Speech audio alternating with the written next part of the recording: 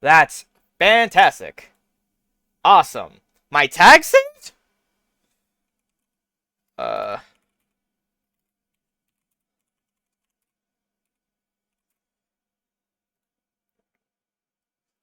let's see.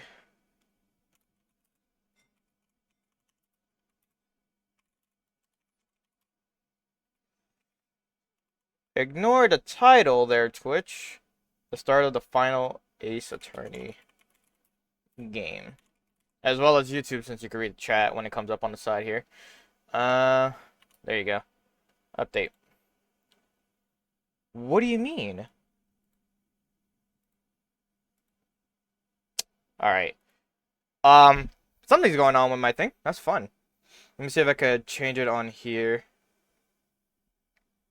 Edit stream info. Yes, please. The tags are not the fucking tags I put. Alright, good stuff. Alright, let me just edit everything here because it just wants to be annoying. We had like everything set up and it just said, hey, your tags, everything you updated, not gonna be it. Let me just do this. First playthrough. Why did I get a notification? Whoa, whoa, whoa. Why did I just get a notification? Was that right now? Doesn't tell me when it was up to right now, but whatever. Alright. Oops. No, it's fine. That could work. Where was I?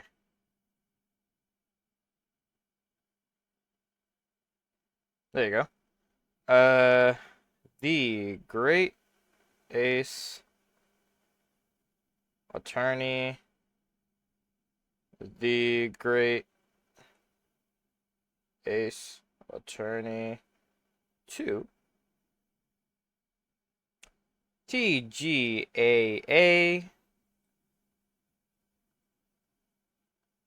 Add tag. TGAA2. Add that tag. What else did I put? Oh. TGAA2 resolve. Add tag. TG. No, wait. It's the Great Ace Attorney. Whoops. Attorney. What? To resolve. That was the longest one I had. Oh, is that why I didn't update? That's gotta be probably why.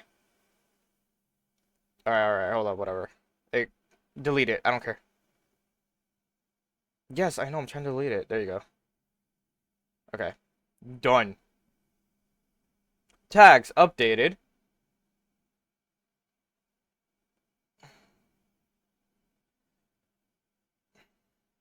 The final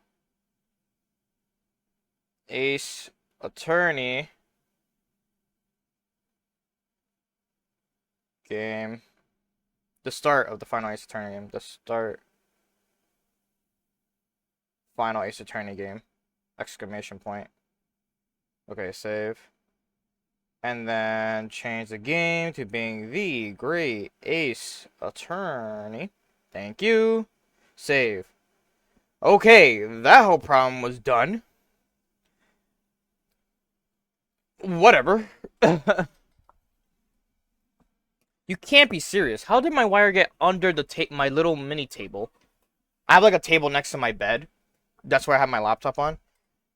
And it's just like it went under it somehow. I normally have it onto the okay, if I'm looking at it, left side of it. If like you're looking from behind it, right side. I don't know what you want to clarify it as. But I had it like that. So it's like, what? What a great start to a stream. Just nonsense after nonsense. I was like, I'm already late, you know. I'm like, I'll still stream though, blah blah blah. And I'm like, all right, we should be fine. I could set up everything so easily. Either Twitch or Streamlabs wanted to fuck me over because of one simple tag issue, which is whatever. I wish they could tell you there, but it told me on my mobile version of it when I'm editing my my stuff. Actually, let me turn on my light too. I am not prepared, and the slightest.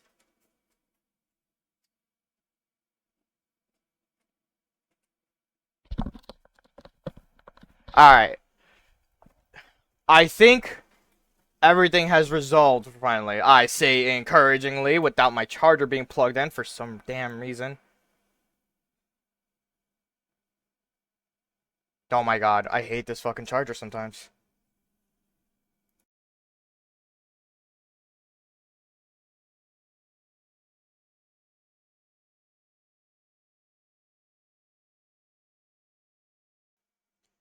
Do you ever have to blow into the port of your phone's like charger area and like the charger cable itself, like the port or like you know the hole in it, like it's a fucking cartridge? I know you're not supposed to do that with cartridges in general for like the NES and stuff because spit. But hey, if it's worked all my life, I'm here for it. Anyways, I did that to my phone and all of a sudden the charger's like, hey, okay. It's like, alright, bro. Let's get started. Alright, the start of our long series that has been 2 years now, I think. Yeah, 2 years I think has been in the making of like getting to the final game of the Great Ace Attorney, which I didn't even plan on doing the Great Ace Attorney originally. And then now look at us, we're at the Great Ace Attorney. Well, let's just jump right into it. Select adventure. Oh wait. There you go. New game. Yeah, because we haven't done it. This is the one we're on now. The Great Ace Attorney 2, Resolve.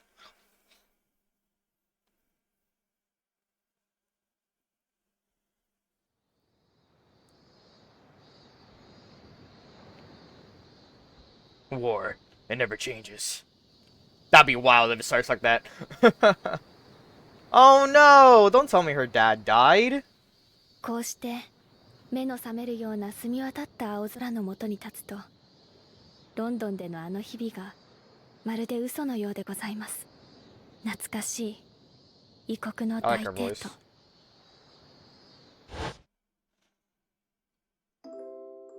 あの方はそれは立派な弁護士になられました。今もきっと Oh no, this goes to be勇敢に戦っていると存じます。His best friend, I forgot his name. ご挨拶が遅くなって本当に申し訳ございません。帰国より慌ただしい日が続いたものでございますから。それに一体誰が想像したでしょうか。この国に戻ってからたった2ヶ月。Find myself faced with another awful crime. Great.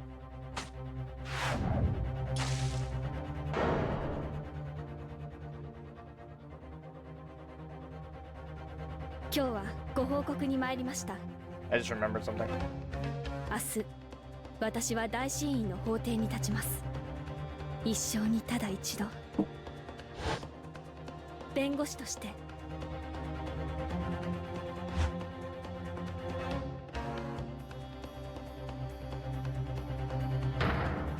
どうかこのすさとに力を与えてくださいませ。カズマ様。Yep, it was. I just forgot it was Kazuma. Like, that was his last name. Okay, put it right here on the side. There you go.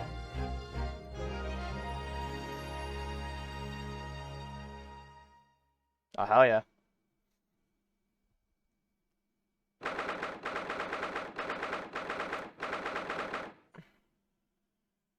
August 8, 26 a.m. Supreme Court of Judicature, Defendant's Antechamber 3.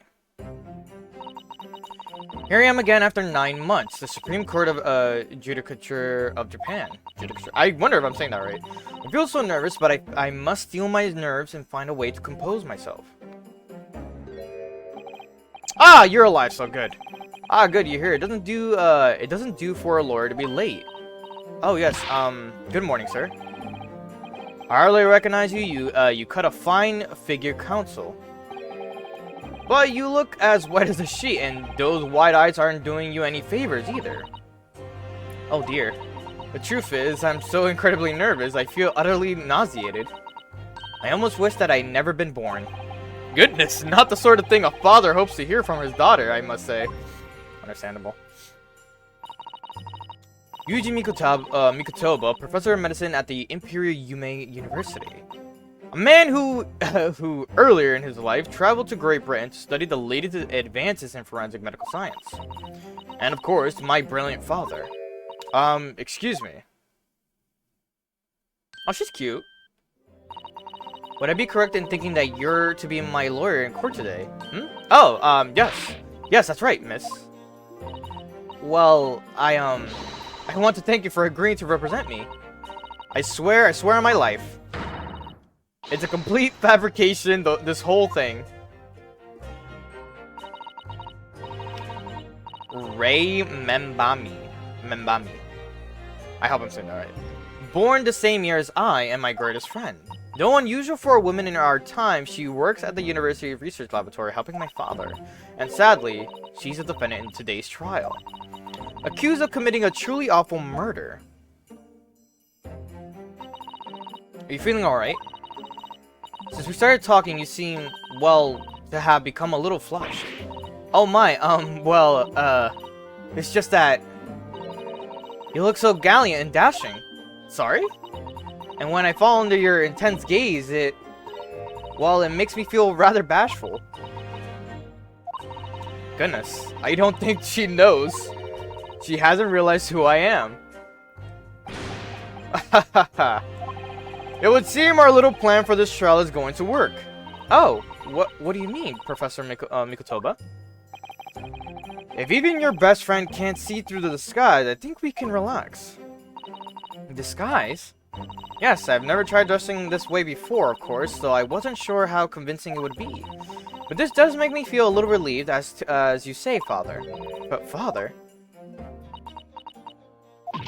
What? Is that you, Susato? No, it's another Susato. Hi. I'm so sorry I didn't say anything. No, what are you doing? What's going on? What? That varsity uniform, the varsity cap, the varsity cape, the varsity badge. Look at you. You look for all the world just like a student of the Imperial Yume University, a male student. So glad you think so. It means all my preparations have been worthwhile. I woke at 4 this morning to make a start. But I don't understand. Why are you dressed like that? Well, you see, what happened was it was the only way. The only way she would be permitted into the Supreme Court to take on your defense in this trial. My defense? This is what happened. Never before in my life I felt so frustrated at having been born into this body. Courts in Japan are barred to women. We're not even allowed to step foot inside the courtroom. Despite the fact that the laws of the land apply to all people, male and female alike. But women are forbidden. Just for today, I'll be leaving my true self at the courtroom door, so that I can act as your lawyer. Oh, Susato, you'd go to such lengths for me. Of course, you're my greatest friend. I just worry that I shan't be the lawyer you deserve. Oh no, I have complete faith in you, Ray. Or Ray. It's so strange, though. I mean, you're such an accomplished judicial assistant already, and yet you, just because you're a woman, what a wretched reason. I mean, why shouldn't you be allowed in court? You're so gallant and dashing. Ray, please don't look at me like that, with those flushed cheeks and dotting eyes. Oh, I'm sorry. It's just, you really do look so dashing. Yes, you mentioned that once or twice. You should be pleased. It means you look convincing as a man. I am pleased, I think. It certainly helped to bolster my confidence today. Ray, you're managing to put on a brave face in all this, but I can see through it. I've noticed how your shoulders are slumped and how you're trembling ever so slightly. Susato, you do believe me, don't you? I didn't do it. I couldn't have. I mean, murder. Of course. You have nothing to worry about. Your conscience is perfectly clean. Isn't that right? Yes. Yes, it is. Perfectly clean. I have absolutely no doubt in my mind about your innocence. Which is why I'll stand by you until the bitter end in this trial. Whatever happens, I'll always be on your side. By your side. Be on your side? Yeah. Because that's what it means to be a defense lawyer. That means so much to me, Susato. Defendant counsel. Court is about to begin. Proceed to the courtroom at once. Alright, let's see how Susato looks. You should go in at once, Ray. If you're late, the judge won't hesitate to pronounce you guilty. Oh. Stand aside! There she goes. I don't think I've ever seen her run so fast. Well, Susato, you certainly surprised your father. Going to such lengths to be admitted into the courtroom and with no prior experience of being a lawyer. There was simply no other way, that's all there is to it. But father, you haven't told her, have you? I mean, I'm right in assuming that Ray doesn't know how it came to this. Yes, quite right, I've kept that information from her. It would only worry her if she found out that no other lawyer would agree to take her case. I didn't want to burden her with that. And is it true? The reason why every other lawyer is refusing to take the case, is it really because of who the victim was? We should be making a move now, too. As you know, law isn't my field, but I'll do what I can to support my student. Thank you, Father.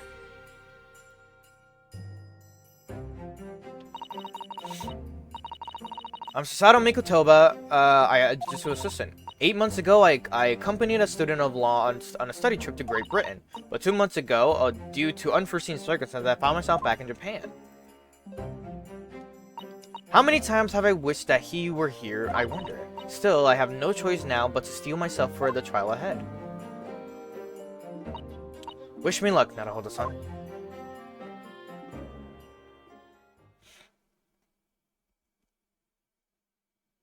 Oh, interesting. There's a different achievement in this.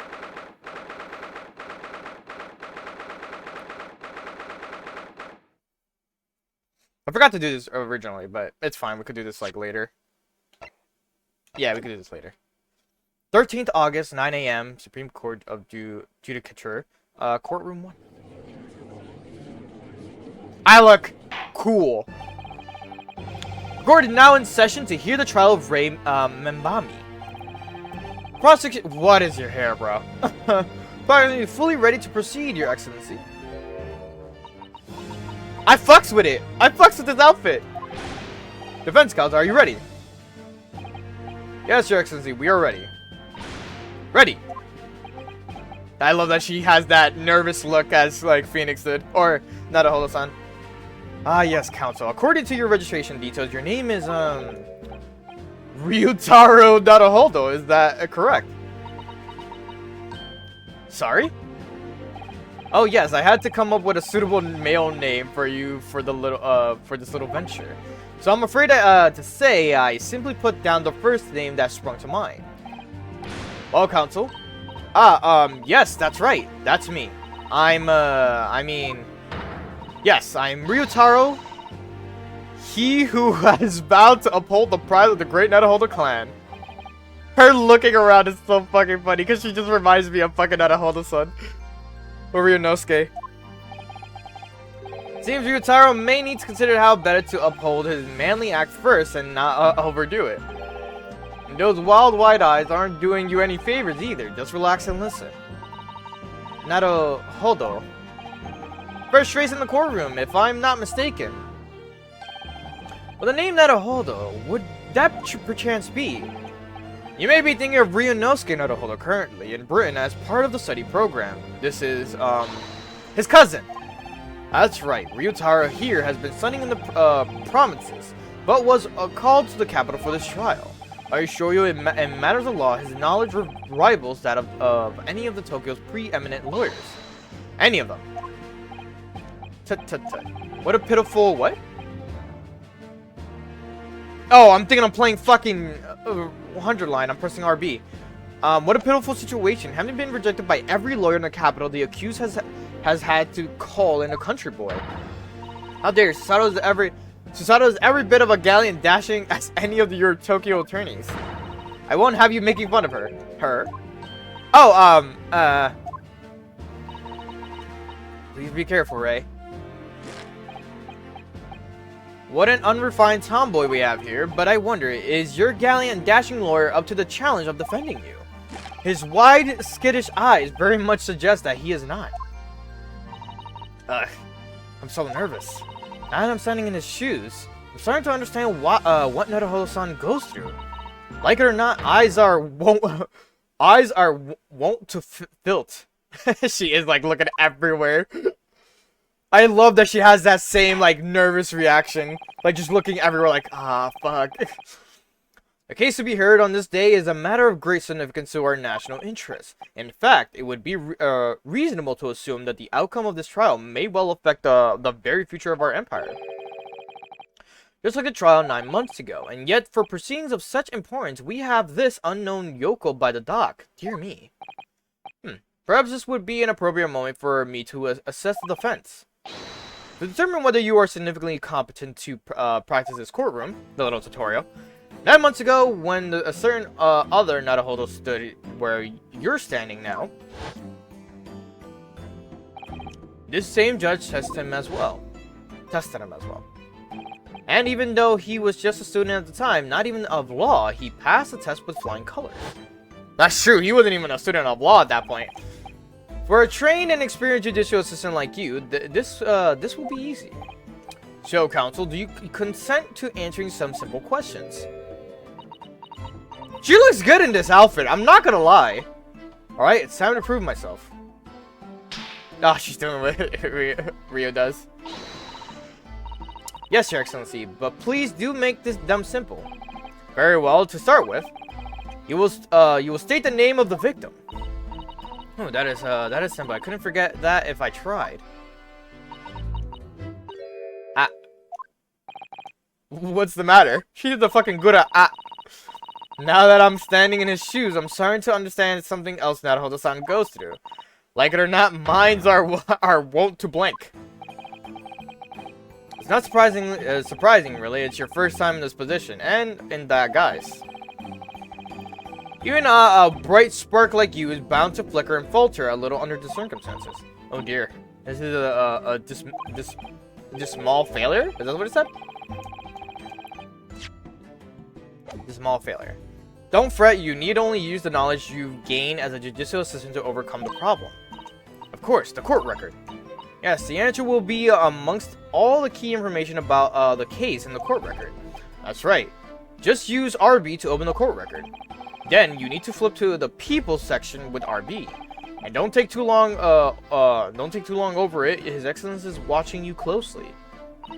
Alright, check the court record with RB. That's where the information will be.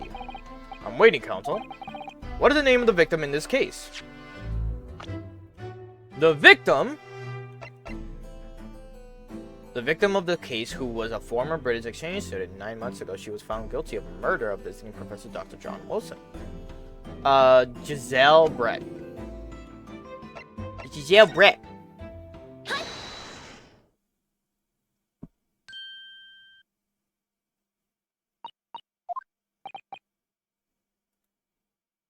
My bad. Wait, what?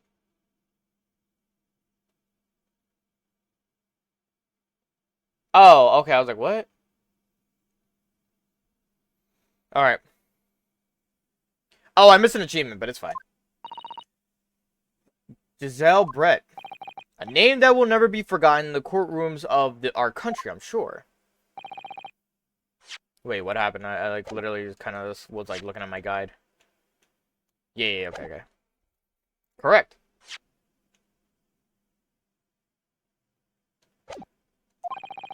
Being a member of our Empire's judiciary, you will be well aware of the significance of that name.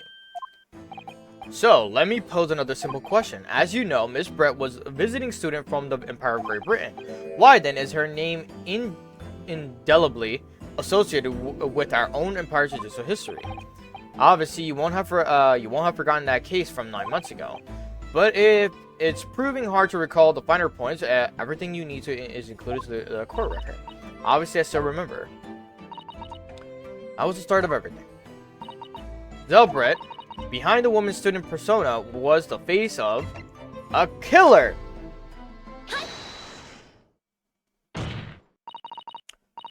9 months ago, a visiting professor of medicine at the Imperial Yumeida University was killed, and the culprit was Giselle Brett. Yeah, she was a killer. At the time, our country had just signed a new treaty with the Empire of Great Britain, and it was in the midst of the delicate diplomatic situation that the incident occurred. An Englishman, Dr. John H. Wilson, R.I.P., was shot dead. I believe he was an associate of yours, Professor Mikotoba. Yes, I was indebted to that man. He'd been my mentor when I went to London to study forensics medicine. Indeed, it was I who invited him here to Japan as a visiting professor at the university. Naturally, the murder of the Englishman on our soil was a matter of the government wished to resolve rapidly. Indeed, it was, which is why a secret trial was conducted here in the Supreme Court. A student of the Imperial Yumeida University was arrested on suspicion of murder. Second-year English language student by the name of Ryunosuke Naruhodo. With the help of his best friend, a student lawyer, the accused conducted his own defense and exposed a despicable crime committed by Miss Giselle Brett.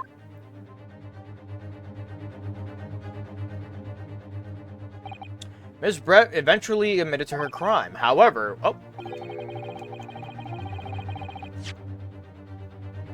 when questioned about the motive that drove her to take Dr. Wilson's life, she gave no satisfactory answer before the trial reached its conclusion. Immediately after the trial, the British government brought its council jurisdiction into play. We were unable to send in Miss Brett according to our empire's laws. It was decided that she would be removed to Shanghai, China instead. Why Shanghai? There's a British consular court there. Correct. I oversaw the negotiations personally. The day of her transfer to Shanghai was finally settled upon only last week. All that remained of our empire's obligation was to see the woman safely on board as steamship. And yet, the very day before her departure, the Englishwoman was killed. Only the day before.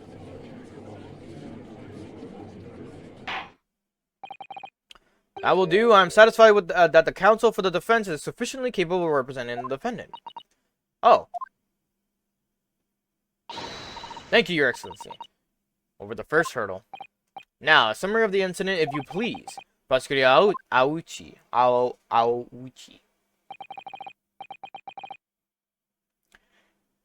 As is your wish, Your Excellency. The repugnant crime took place on the 11th August in broad daylight. The outskirts of the Imperial capital under a bright blue sky at a secluded bathing spot by the sea. The incident occurred inside a small beach hut erected for bathers to rest or change their clothes. The cause of death was a single stab wound to the posterior abdomen that pierced the victim's lung, and an injury which proved fatal. There were two persons alone together in the beach hut at the time of the victim's death. Miss Brett in her bathing attire, and the accused Rhett Membami. Accordingly, there can be no doubt of the accuser's guilt, especially when we consider she had a powerful motive. The police arrived rapidly at the scene of the scene and promptly arrested the young lady.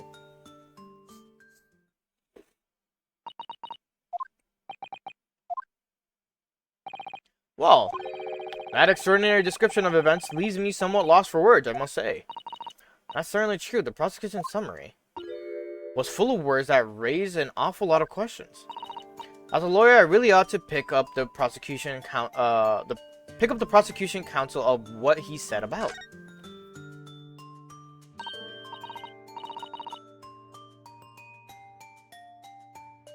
Okay. Sorry, I'm just like looking at it. Alright. If I may, Prosecutor Aouchi.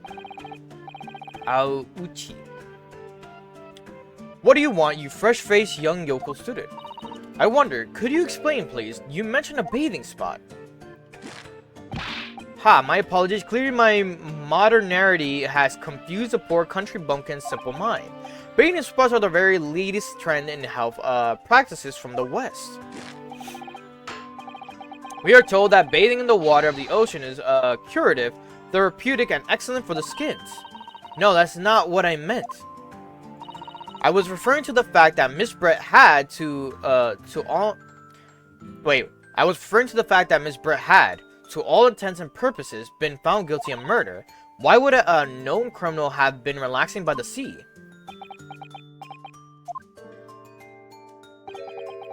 For old time's sake, I believe. Sorry? Miss Brett was to depart for Shanghai the following day. Her final wish, as it were, was to enjoy a day at our country's wonderful coast. And the British Embassy put extreme pressure on our government to comply. But on what grounds would we agree to such a request? Because, as usual, our government is unable to stand up to foreign powers. In matters of diplomacy, it seems we don't even have the courage to decline the whims of a known criminal. Don't look at me, Professor. It was the government who granted permission, not I. In any case, it was decided that with a dedicated detective on duty, nothing could go wrong. But in fact, a murder took place. I said, don't look at me. It was that young student girl who did it, not I. Not one has proved that yet. I want to provoke the man if I don't need to. At this stage, I need to gather more information, I think. As a lawyer, I really have to pick out the prosecution. Yeah. Being alone together. Ebami-san? Yes, what is this? Nadahodo-san. I am really starting to wish we'd make my alias Ryotaro Susato. Please tell the court why exactly you were present at the bathing spot with the victim in the first place. And why you were alone with her. Oh. Well, no, that's not true. I wasn't like that at all. There were other people present, a detective who was guarding Miss Brett for starters. I was just asked to accompany Miss Brett as a companion, that's all. But let us be clear.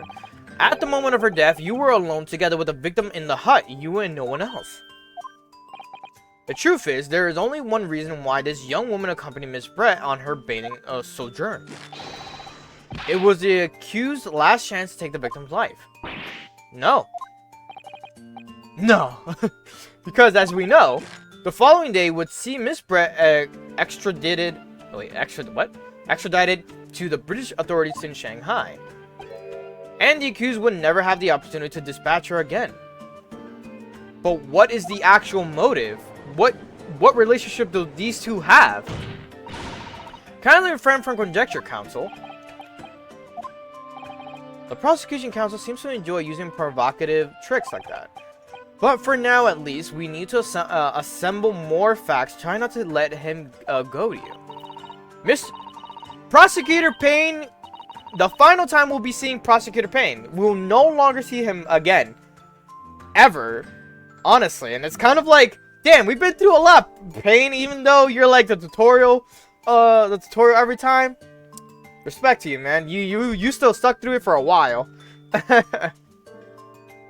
Oh dear, this is really terrifying, but Father's right. We need more information. As a lawyer, I really ought to pick up a powerful motive. You're clearly exaggerating. Powerful motive is a blatant overstatement. Is the Yoko boy using long words he doesn't fully understand? I beg your pardon.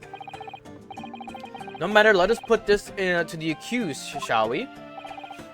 Minbami-san, you are a research assistant at the Imperial Yume University, I believe.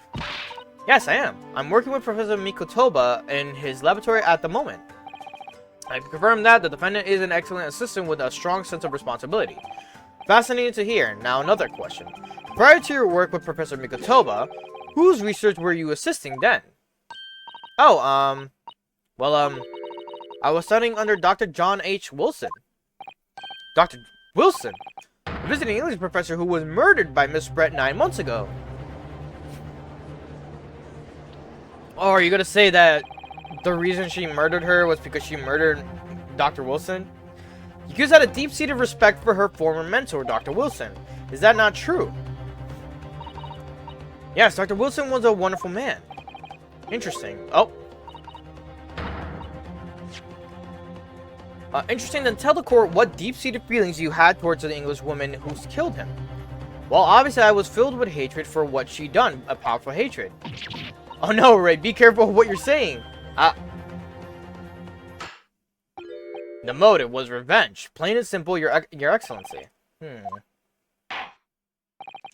Believe we all have a clear picture of the incident now. Despite her guilt being determined 9 months ago, Miss Brett managed to avoid incarceration, instead continuing her research work at the university. Obviously, over the period, she and Ray would have encountered each other on a number of occasions. Seeing the murder of the mentor from whom she had such great respect, enjoying such undeserved liberty. Yes, even if it was only temporary until Ms. Brett's extradition to Shanghai, you can hardly blame Ray for her feelings of anger and resentment. Poor Ray. So, Your Excellency, if you'd be so kind as to pursue this exhibit, a photographic print that shows the scene of the crime immediately following the grim incident.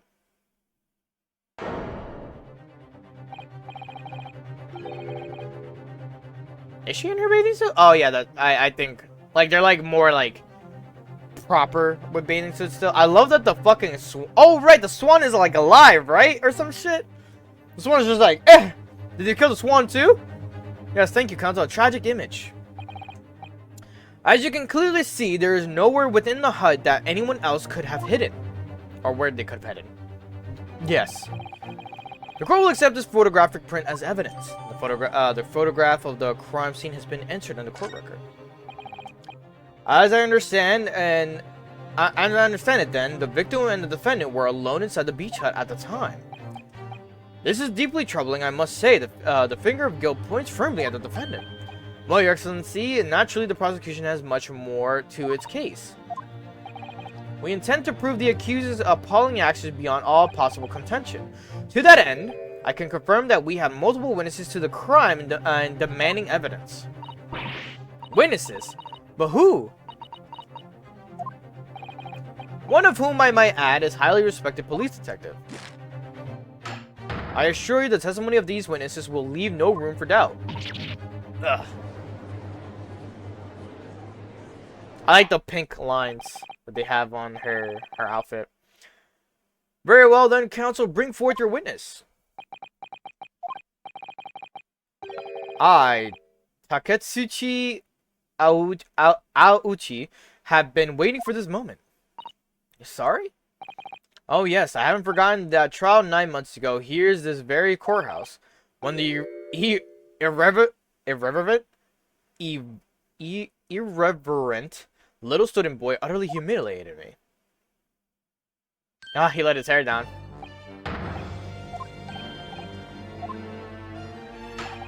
This insult to the Aouchi family name will never be forgotten. You become conceited with age, counsel, but the old have to stand aside and make way for the new. The way of the world, may you never forget that.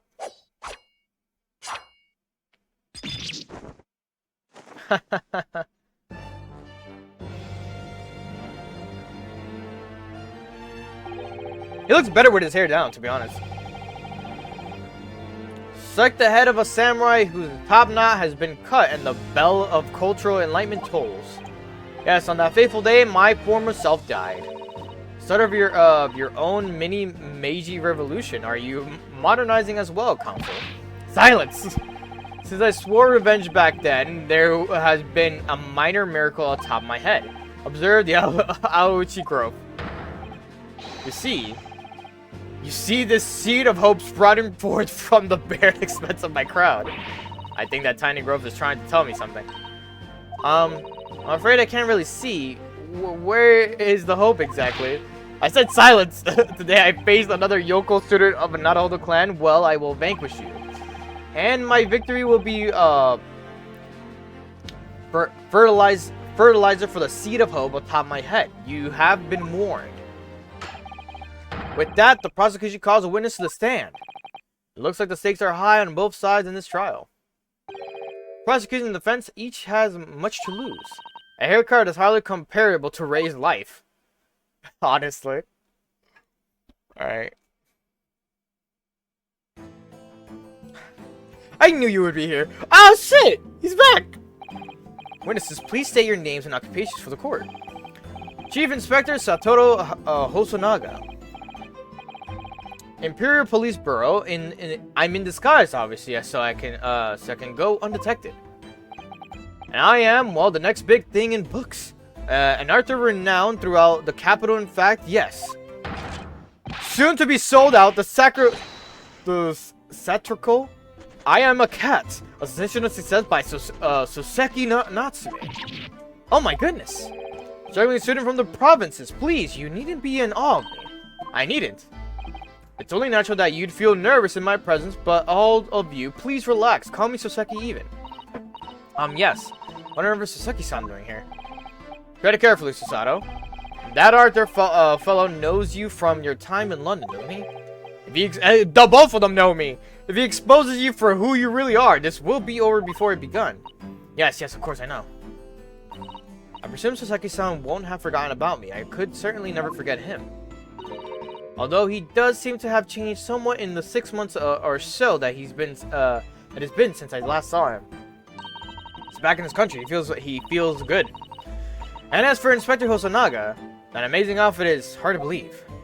Do I have something on my face? Well, your glasses for one, although they don't seem to be helping you see.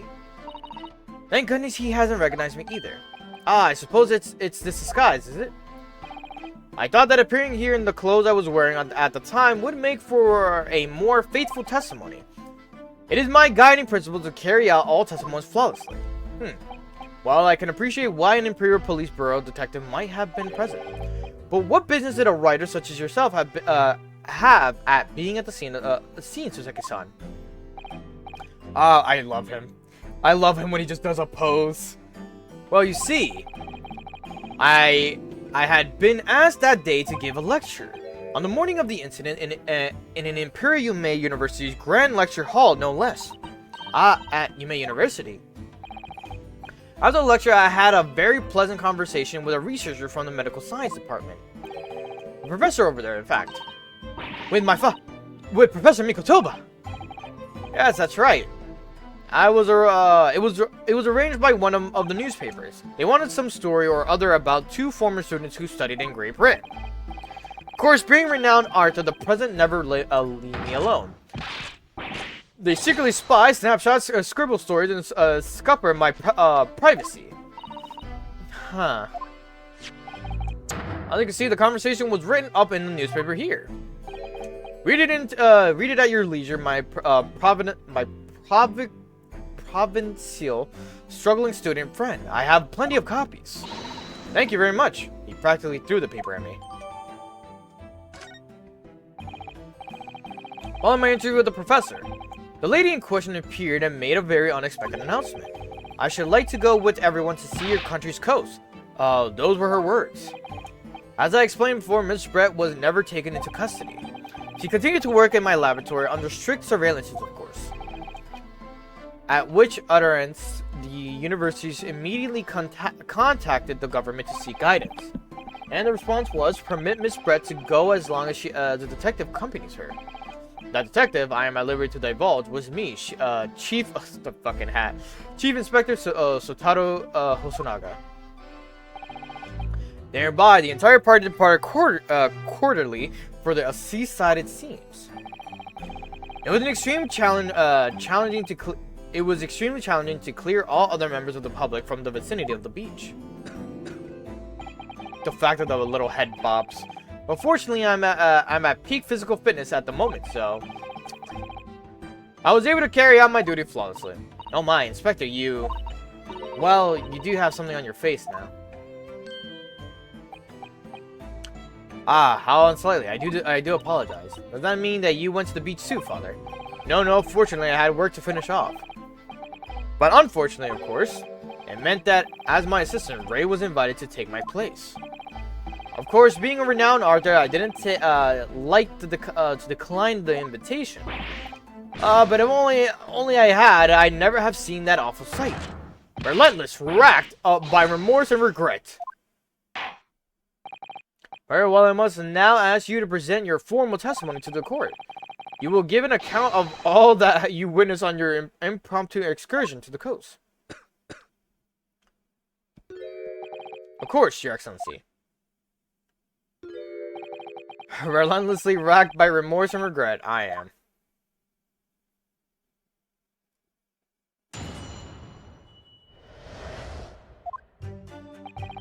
The day of the incident, I was ordered on a special surveillance assignment in this disguise. I just managed to catch that crab when I suddenly heard a cartwheel from behind me. Ran into the beach hut at once, where I found the pair in question. Yes, the young girl was astride the Englishwoman, dagger in hand, as she stabbed wildly. I saw blood on the blade. It proved to me that she stabbed the victim multiple times. Indeed, it does appear from this testimony that both witnesses have at present saw it, the very moment of the heinous crime. What?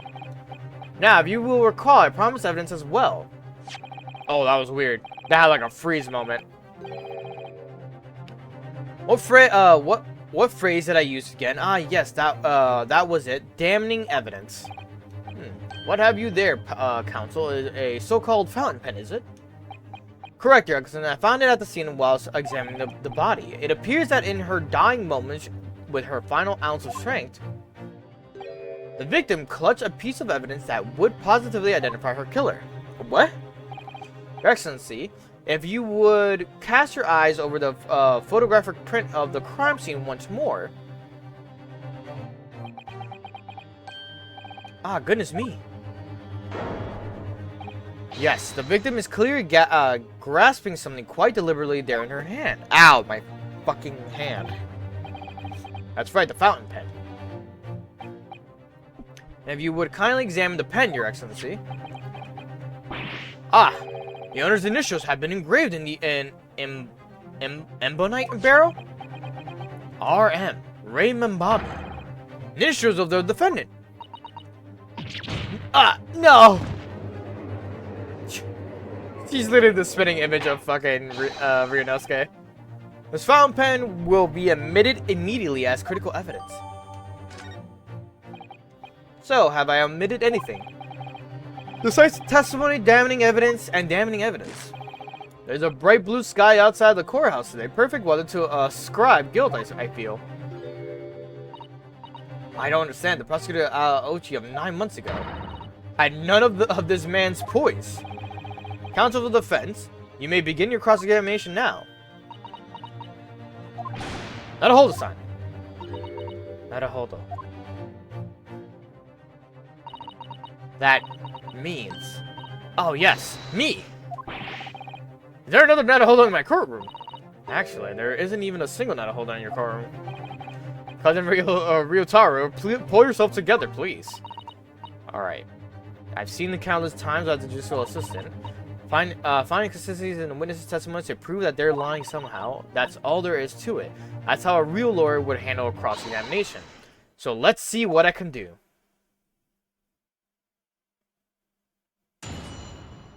Here we go.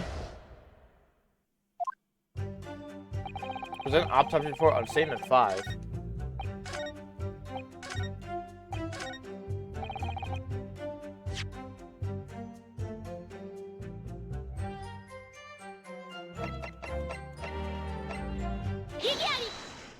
Hell yeah. Ah! Such a nice pose. Without accusatory cry that just welled up from deep inside me, I think I finally understand. Every time Kazuma-sama and Nadaholdo-san have stood here at this bench, stakes have been very, very high indeed. What's the meaning of that menacing pose, counsel? I'd like the witness to clarify something for me. Who? What? Where? When? How? Not you, Sasaki-san. This query is directed at Inspector Hosonaga. At me? In your statement just now, you said that the victim was stabbed multiple times. This is a new song. Yes, that's right. As I said when I entered the hut, the defendant was already standing over the victim, bloody knife in hand, like a murderous demon. And yet, that cannot be. What? Get to the point, please, counsel. In the I like that she still has her book. The post-mortem report, it clearly states that the victim was stabbed one time only.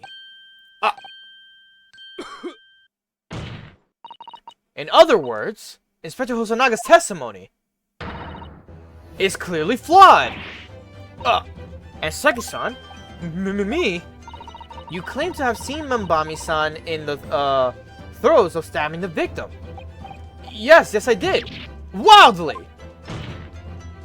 But both you and the inspector confirmed the same point, and that there was already blood on the knife that you saw the defendant holding.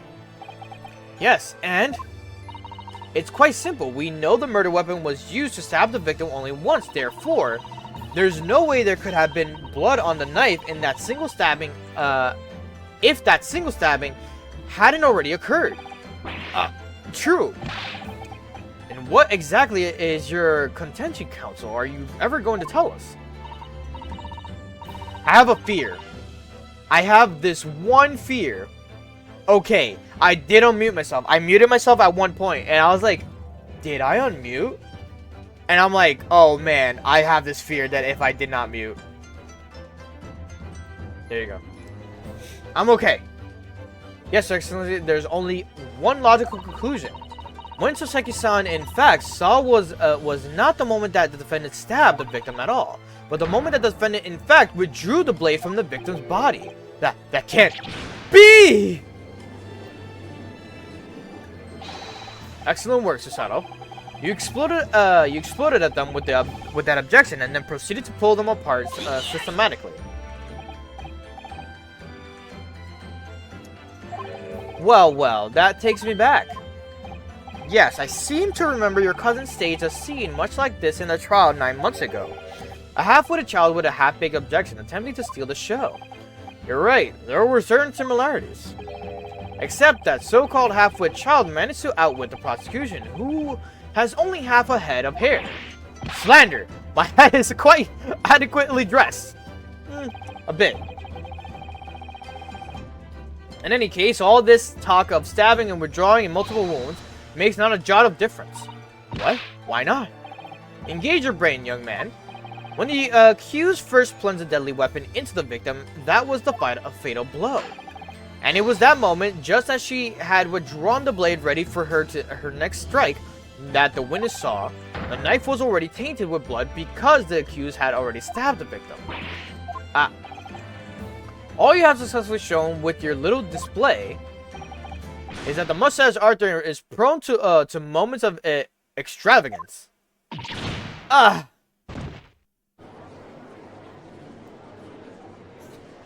Again, this needs to be animated. If not this, at least the other trilogy with Apollo needs to be animated. I've been saying that over and over since I've been playing the Apollo thing. The Apollo trilogy stuff. I am in agreement with the prosecution. And the defendant was still was seen wielding the blade at all. That is sufficient grounds for her actions to be viewed with suspicion. But if she was withdrawing the blade, and we are back where we started. Sorry. Consider this, young Yoko boy. If the student girl is innocent as you claim, then why would she have pulled the blade from the victim and with a demon's cold-blooded composure too? Prosecution demands an explanation, and it had better be good. Why did Ray pull out the knife? Yes, going for the jugular. What does father mean by that? Let the court hear your answer then, counsel. Truth is, I don't really know, but I have to come up with a plausible reason here, or we don't have a case. Reason why the defendant pulled the knife blade out of the victim's body was surely so she could stab her again, save her life, hide the knife, save her life.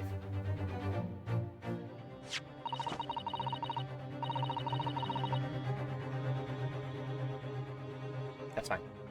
According to the post-mortem report, the victim's death was not instant. That's correct. It's thought she would have remained conscious for a short while after sustaining the injury. Indeed, giving her the time to take hold of this piece of evidence that clearly indicates her killer. The point is, being a medical research assistant, Mbami-san was compelled to act when faced with a wounded victim. Instinctively, she pulled the blade out in an attempt to save Miss Brett's life.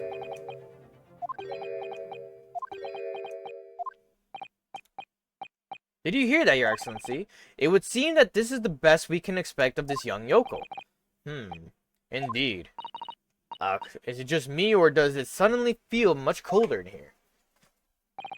Your Excellency, if I may. Speak, witness. Whoa. Oh, it's just these. Hold up. Real quick, let me just see something. This might be a short part today. Like I said, it is a short stream. And how I organize it for YouTube, I piece them together, so that's fine. I would like to another opportunity to testify.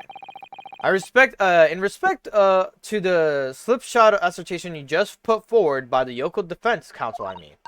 Slipshod? An excellent idea, Inspector. Our young Yoko hopeful has a modicum of knowledge when it comes to the law, it seems. But in matters of medicine, he appears to possess not one iota of common sense. Very well, Inspector, I will permit your request. You will testify again before the court on the subject of the Defense Counsel's assertion. Yes, sir. I will do so flawlessly.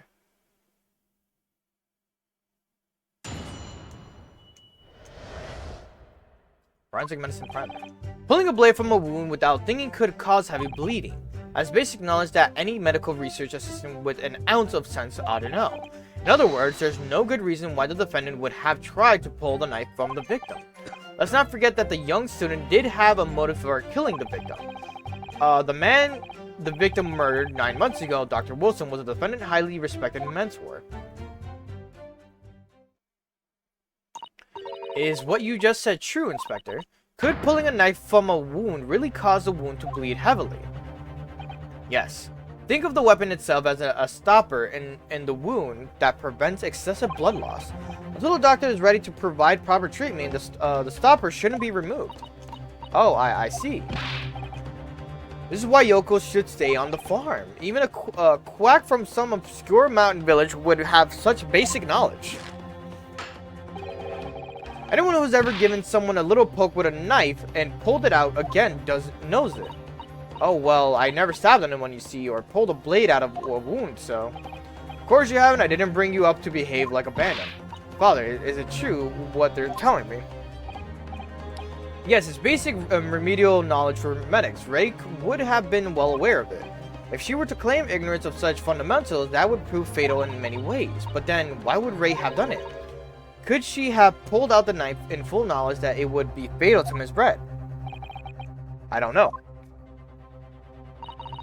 Ray never once mentioned anything about a knife to me. It seems almost impossible to believe, but could my friend actually have... Sato. Yes! Pull yourself together. We mustn't lose sight of why we're here. Ah. Counsel, it's time for your cross-examination. Oh, yes, Your Excellency. However, I must warn you that if your cross-examination fails to identify any issue with the established facts, I will be moving to my education immediately afterwards.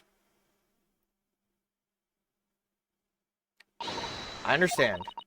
Believing in your clients and fighting for the cause until the bitter end. I knew it would be hard, but I had no idea it would be this hard. Alright. Cross-examination. Forensic medical primer. Pulling a blade from a wound without... oh, yeah. Examine the back of the newspaper.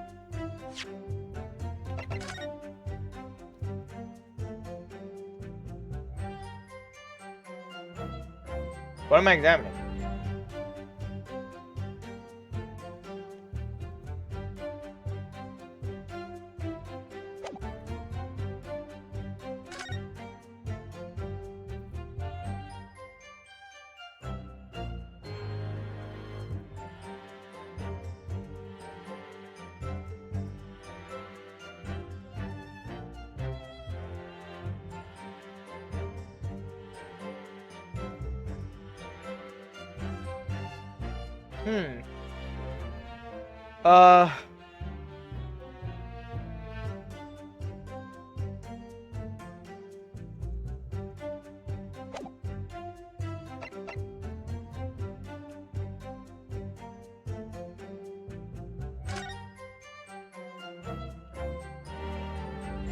Hold up. Temperature and how to examine 3D. The end of testimony, so you skip past the end of the testimony. Oh.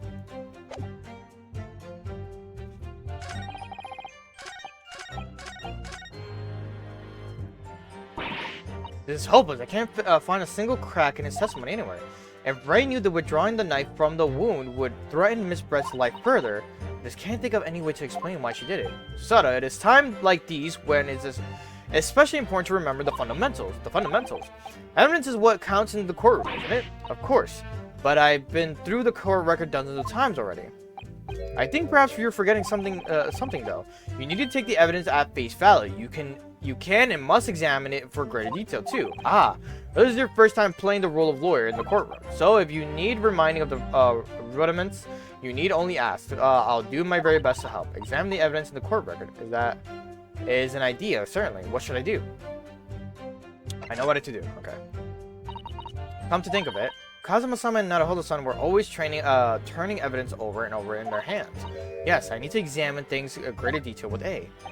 By the look of your eyes, I see it's coming back to you. Go through the court record again and have a thorough look at everything. You may find a clue. Yes, I'll do it straight away. Does it now let me? Yes, okay, I see. Okay, that makes sense now, like why the fuck I was not able to turn it. This is a newspaper from Sasaki-san. There seems to be an important article in the back as well. Exclusive, deadly poison stolen from Yumei Medical Research Laboratory. From Yumei Medical Research. Father, isn't that your lab? What the? Let me see that. The poison's been stolen. It's this morning's paper that Sasaki-san gave us. Are you saying you didn't know?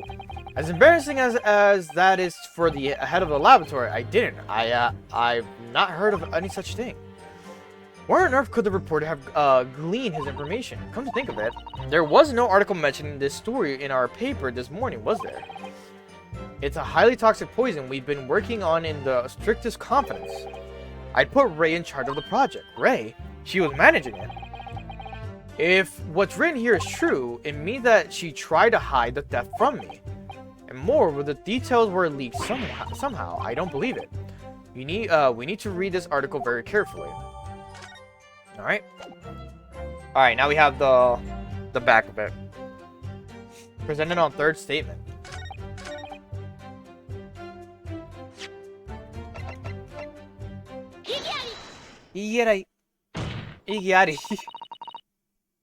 Alright. No, there's one possibility, one very good reason why the defendant might have decided to withdraw the knife from the victim's wound. What? Huh? The Yoko not only has a poor grasp of the law, but also is a poor loser. Tell us then, what possibility What possibility do you think you've identified? It's here in the newspaper article, an article about a deadly poison having been stolen from the laboratory at the Imperial Yumei unit. The victim perished from a stab wound. Poison has no relevance in this case. But, Prosecutor Aouchi, you will let the defendant speak. But the newspaper article, the court cannot rely on the kind of hearsay those wretched publications carry. Counsel for the defense. I am going to need some tangible basis for your claim. You will indicate to the court precisely what part of the newspaper article mentioned affirms your citation. Your Excellency. Yes, of course. Thank you. Ray would never have done something to further endanger Miss Brett's life without a just cause. The reason why the defendant pulled the knife from the victim's body is explained in the article where it says, deadly in tiny quantities. The article reveals the following property about the poison in question. When the toxin enters the body on a knife laced with the poison, it's rapidly absorbed and causes death in minutes. Are you suggesting if the knife used to attack Miss Brett was laced with very poison, it would explain why the defendant, Minbami-san, would have withdrawn the blade as soon as possible? Yes, the truth is, it was an attempt to stop the poison from entering the victim's body. What? I like the music for this one, but it's not hitting as hard, you know? Might just be this part though, because it's we're being Susato for this part. This is a complete and utter nonsense. Not at all. The defendant withdrew the knife blade from the victim's body not to accelerate the woman's demise, but to save her life, and the prosecution cannot deny the possibility. Have you not read the post-mortem report? The cause of death was hemorrhage. The word poison appears nowhere in the document. Well, that's because by acting quickly to remove the blade, the defendant prevented the poison from taking hold. Oh, please, this is clear desperation. The weasel's last breaking of wind. Poison has nothing whatsoever to do with this case, as I believe the defense is well aware. We have no proof that the information in the wretched newspaper article is at all reliable anyway. In that situation, what the student should have done is wait for medical assistance to arrive. But instead, you claimed she suspected poison and took the potentiality lethal decision to remove the blade. She must have a strong reason for her suspicions then, or an argument makes no sense. Excellent. Exactly. Well put, Inspector. On what grounds did she do it, Yoko? Why did Ray suspect stolen poison was involved? If you want grounds, I'll give you grounds. What? You can't possibly. From your expression, Counsel, it would appear those are not empty words. But naturally, as you stand in the courtroom as a lawyer, you must be aware that words alone, empty or not, are of no value in your modern justice system. The court demands evidence.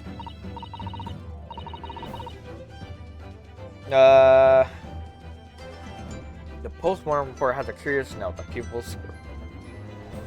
Alright. Yes, Your Excellency. I'm well aware of that. I've seen it many times from my place at his side in the Old Bailey. In that case, Counsel, you will present the proof of the court now. What evidence demonstrates a clear link between the poison and the newspaper article?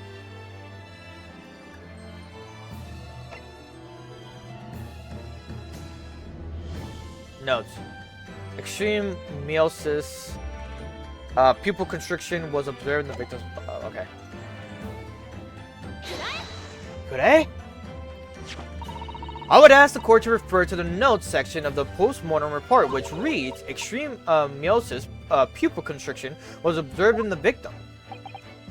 Ah! Clearly, being a Yoko with no knowledge of forensic science, I have no idea, so please do tell me. Presumably, the fact that this condition of the victim was noted in the post-mortem report means that it's an unusual symptom of death. Well, under normal circumstances, the pupils dilate when someone dies. If there was extreme constriction instead, that's most certainly unusual, yes. What are you doing, you Yoko detective? In the newspaper article, there's the following information about the stolen poison. Onset of symptoms occurs in minutes, ending with an acute contraction of the pupils prior to death. What? The defendant, upon seeing the victim stabbed in the back, happened to notice that the pupils of the Miss Brett's eyes had constricted severely. Yes, as a medical research assistant, she would have suspected poison immediately, without a doubt. Prosecutor Aouchi, I think you will agree that this is very compelling evidence. Yoko student and Yoko professor? Now you're just calling everyone a country bumpkin at this point. I believe the defense has expertly demonstrated a credible reason for the defendant's actions. No. Eugene Mikotoba? Yes, Your Excellency. I believe you are best placed here to confirm or deny the veracity of the defense counsel's argument. You will tell the court the truth about the details reported in the newspaper, please. It pains me to have to admit it, but I'm afraid I don't know. You don't know? The toxin was kept under lock and key in my laboratory, certainly, but I was unaware of any death. Do you mean to tell the court that the reports of this death are unfounded? No, Your Excellency. Without returning to the laboratory to investigate myself, I couldn't say. Ha! Listen to the bumbling academic. Unaware of the thefts of secret state research from his own workplace until he reads of it in the newspaper. The thing is, who reported it also? I take full responsibility for the incompetence of my supervision. Father. A pitiful situation for a university professor. You should have more control over your students rather than allowing them off on killing sprees. That's totally unfounded. Is that Ray? Yeah. Had a feeling it was gonna be Ray. None of this is Professor Mikotoba's fault. It's all my fault. Ray. Membami-san, you stand accused here. Outbursts like this will not be tolerated. But it was me. I was the one who noticed that the poison we were developing had been stolen that day. What? So you knew. I'd been placed in charge of overseeing the project. It was the day that the professor and Sasaki-san were interviewed together for the newspaper. That's when I noticed that some of the poison was missing, just a tiny amount it was. Why didn't you let me know immediately? I was scared. The whole project was supposed to be confidential, but some of the toxin had somehow been taken. I decided I'd try to get it back before anyone else found it. Because I had a very good idea who the thief was. The thief? You don't mean? Yes, of course. It was that dainty Englishwoman, Miss Jezzael Brett. That's why I decided to join the little group of people going to the seaside. Inside the beach hut, I confronted Miss Brett. But what? But she just sat on a stool at the back of the hut, smiling sweetly at me as if she knew she was untouchable. No, it was you who stole the poison. Well now, whatever do you mean? And then, she suddenly got to her feet, before falling to her knees in front of me and then collapsing on the floor. That's when I saw the knife in her back. I couldn't understand what had just happened, and then a moment later, I was seized with fear. The pupils of her eyes they'd shrunk to tiny pinpoints. I don't believe it. In other words, you realized that the victim was suffering the effects of the stolen poison. My mind started racing. I hadn't seen anything past Miss Brett's lips whilst I'd been with her. Oh my god. Which left only one possible way to the poison to have entered her body. On the blade of the knife in her back. And that train of thought was what spurred you to withdraw the blade. Yes. If the amount that had entered her bloodstream was small enough, she might still have had a chance. That's what I hoped. Really, I'm so sorry for staying silent all this time.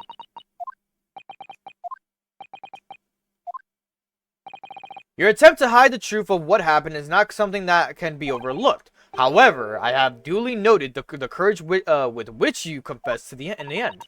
Thank you, Your Excellency. It's barely perceptible, but I do think that balance has shifted a little here in this courtroom now. Your Excellency, do not be deceived. The victim just collapsed before your eyes, you say. Well, Membami-san, if that is the case, perhaps you could explain how Miss Brett came to be stabbed. Well, you have no answer because the simple truth is that you stabbed the victim motivated by revenge. But you have no conclusive evidence to prove that the assertion, do you? Oh? I have evidence. And it's very much conclusive. What's the prosecution counsel up to? It was brief, but he hesitated for a moment there, and I'm almost sure of it. You produced the aforementioned evidence at once, Prosecutor Aouchi. Perhaps some praise is due, young Yoko student. What? I had imagined there would be no need for me to submit this evidence. Well, you brought this on yourself. Isn't that the scene of her pulling it out? What the? Could a more damning shot exist? The cruelty in the air on the beach is almost palpable. This evidence, more than any other, revealed the true extent of the accused murder's nature. For it shows the precise moment that Membami-san plunged her dagger into the victim's back. No, that's not true. No. I don't believe it. Ah!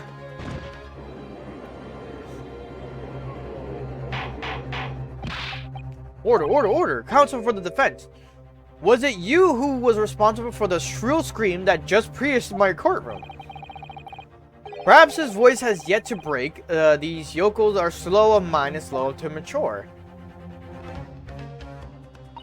I'll show you who's slow to mature. Careful now. Susato is starting to show her face here. It is often said that a picture is worth 1,000 words, and here we are to ample proof. The court will accept the extremely cogent photographic print as evidence. The incriminating photograph has been entered in the court record. Can't believe he's had a photograph like that up his sleeve this entire time. It's such a stark image, and I'm generally lost for words. Wait a minute, I don't understand. How did you... I mean, who took that photograph? Ray. That's of no importance here. Stop trying to divert attention. Oh? That's an absurd thing to say. It's crucially important. Whoever took the photograph print was a witness to Mr. Brett's death. The court must be allowed to hear this person's testimony. I will uphold the defense's demand. The prosecution will reveal the identity of the person responsible for taking this photograph at once. Well, I'm afraid I can't do that. Pardon? You see, this print arrived at the Imperial Police Bureau headquarters by express post yesterday. But there was nothing to indicate the sender's name or address. The provenance of the print is unknown. Goodness. Are we to understand then, counsel, that in full knowledge of the fact that this photograph has the murkiest of origins, you nevertheless believe it fit for submission as evidence to the Supreme Court? When you first produced the print before, I noticed that you hesitated for a brief moment because you knew that it wasn't completely reliable evidence, didn't you? Silence! Yoko stood and blabbering professor. What matters is that the blatant truth that this print is so eloquently expresses. But the defendant has already admitted to pulling the blade from the wound. That could be an image of her pulling the blade out. Clearly, this isn't the moment that the knife was plunged into the victim's back, but the moment it was withdrawn. Don't waste the court's time with your ramblings. You can do it's the same with you, bro. Indeed, without knowledge of who produced this print, we have no means of verifying the claim. And the scene of it captures is without a doubt most compelling evidence presented to the court.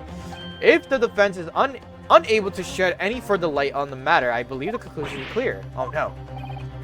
Sato, this is the time for you to fight. If what you've established so far is true, then there can be no doubt. Oh. Photograph shows the moment that Ray withdrew the blade from the victim. Yes, we just need to prove that somehow. You'll have plenty of time to rue your defeat on a slow train back to the provinces. And to rue the day you came up against Takatsuchi Aouchi, Jesus, in the court of law. If I can't determine who took this photograph, then the trial is going to come to an end. There must be a clue somewhere. There must be some way of working out who took it. Well, counsel, Your Excellency, the burning question is who took the photograph, and the truth is, I have an answer.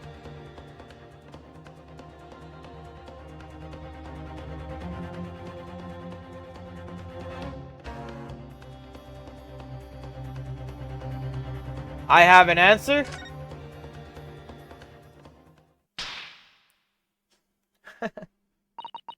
This isn't about whether I can or can't come up with an answer now. I simply have to. The identity of the person who took this dramatic photographic print is, I assure you, something the defense can and will reveal. What? No!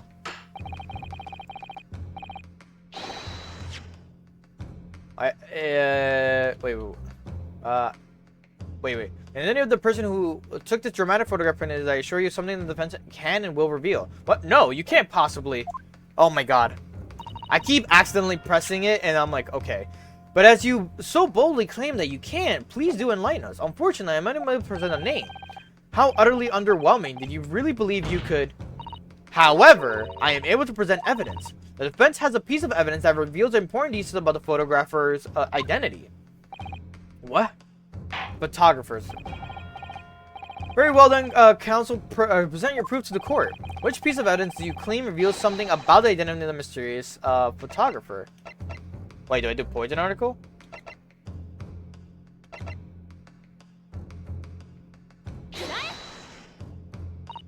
The piece of evidence in question is this.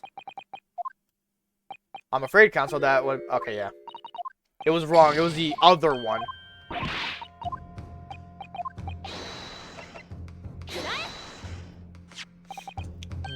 What is that? The newspaper again? Rosekiss England's returnees tell all.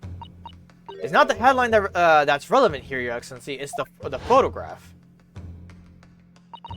If you look at it closely, you'll notice that there are some white lines on the right-hand side. Ah, yes, indeed. They had already caught my eye as it happens. Ha! What of it? A shadow of some kind presumably from the branches of a tree or the like. There are no trees growing inside my laboratory at the university, I can assure you. Now, if you look closely at this photograph, is there lines there too? Yes, there is. I didn't notice that. Good gracious. Yes, exactly the same pattern of lines is present on this photograph too. Well, that tells us nothing. Ha! Yes, it's a shadow of some kind, definitely, but from the branches of a tree. There wouldn't be any trees growing inside a hut at the beach council. What's quite remarkable about it is that the two patterns are absolutely identical. How could such an extraordinary similarity have transpired? The curious matching pattern that appears on both photographic prints is a result of the camera has a defect. Obviously, it must be due to the problem with the camera used to take photographs with the photographic device. Yes, we can confidently say that the camera's lens must be scratched, and that the scratched lens caused unwanted lines to appear on every print taken with that device. In short, the two photographs under consideration here were taken with the same camera. There must be hundreds of such camera devices here in the capital. It would be utterly impossible to identify the owner of this particular one. I think you're forgetting, Prosecutor Aoichi, that one of the photographs featured in the newspaper article, Ah, that's right. The author of that article is the mystery witness to this crime. What? Minemo?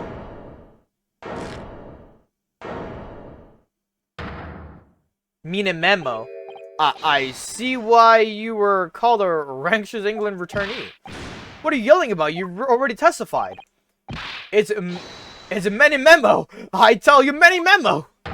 Me. Many memo. Sasaki-san, what was that? Did you say many memo? Ever since I returned to Japan, a reporter from the Shayu News has been hounding me, following me on my every move. I'm a reporter by the name of Raiten Many Memo. Oh, RM. Oh, yes, hounding me from dawn till dusk. Now that he mentions it, it's that guy.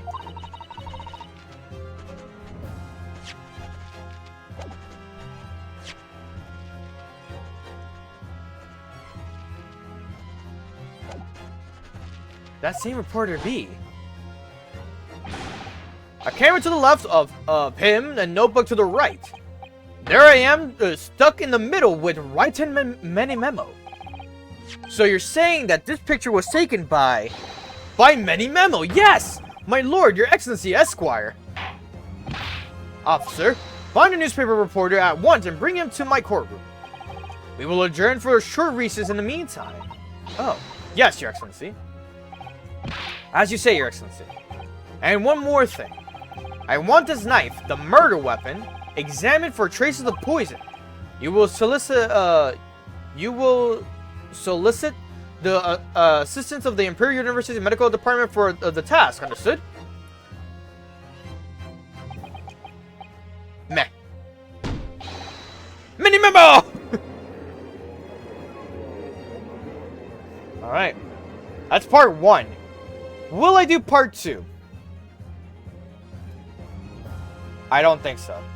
It feels a little bit... As like I'm looking through it, it feels a little bit long. Alright.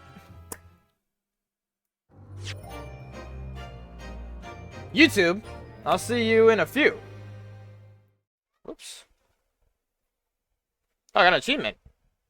For playing the game with all available outfits. Oh, let's go. Oh, so you get it during you're in the story. Okay, that makes sense. I was like, I applied them on. I'm surprised they didn't activate. Hello there, YouTube. We're back. Hope you had that nice 5 seconds. It is, you guys just be chilling. Although you do get later uploads for the Phoenix stuff. Or the Ace Attorney stuff. But hey, you got most of my content out there for Phoenix stuff, so you're kind of chilling. Well, let's see. 13th August, 10:41 a.m. Supreme Court of Judicature, Defendants Antechamber 3. I'm so sorry, Susato. I should have told you about the toxin. Ray. You have a strong sense of responsibility, I know. That's why you decided to shoulder the burden alone. No, that's not it at all. I'm very irresponsible. Like, she tells me off her whole thing. I was scared of my failure coming to light, that's all. So I hope to retrieve the substance from the English woman before anyone found out. Before the trial started, do you remember what you said, Susato? That you had no doubt in your mind about my innocence, that you'd stand by me to the last. I remember. And yet I didn't deserve your trust in me.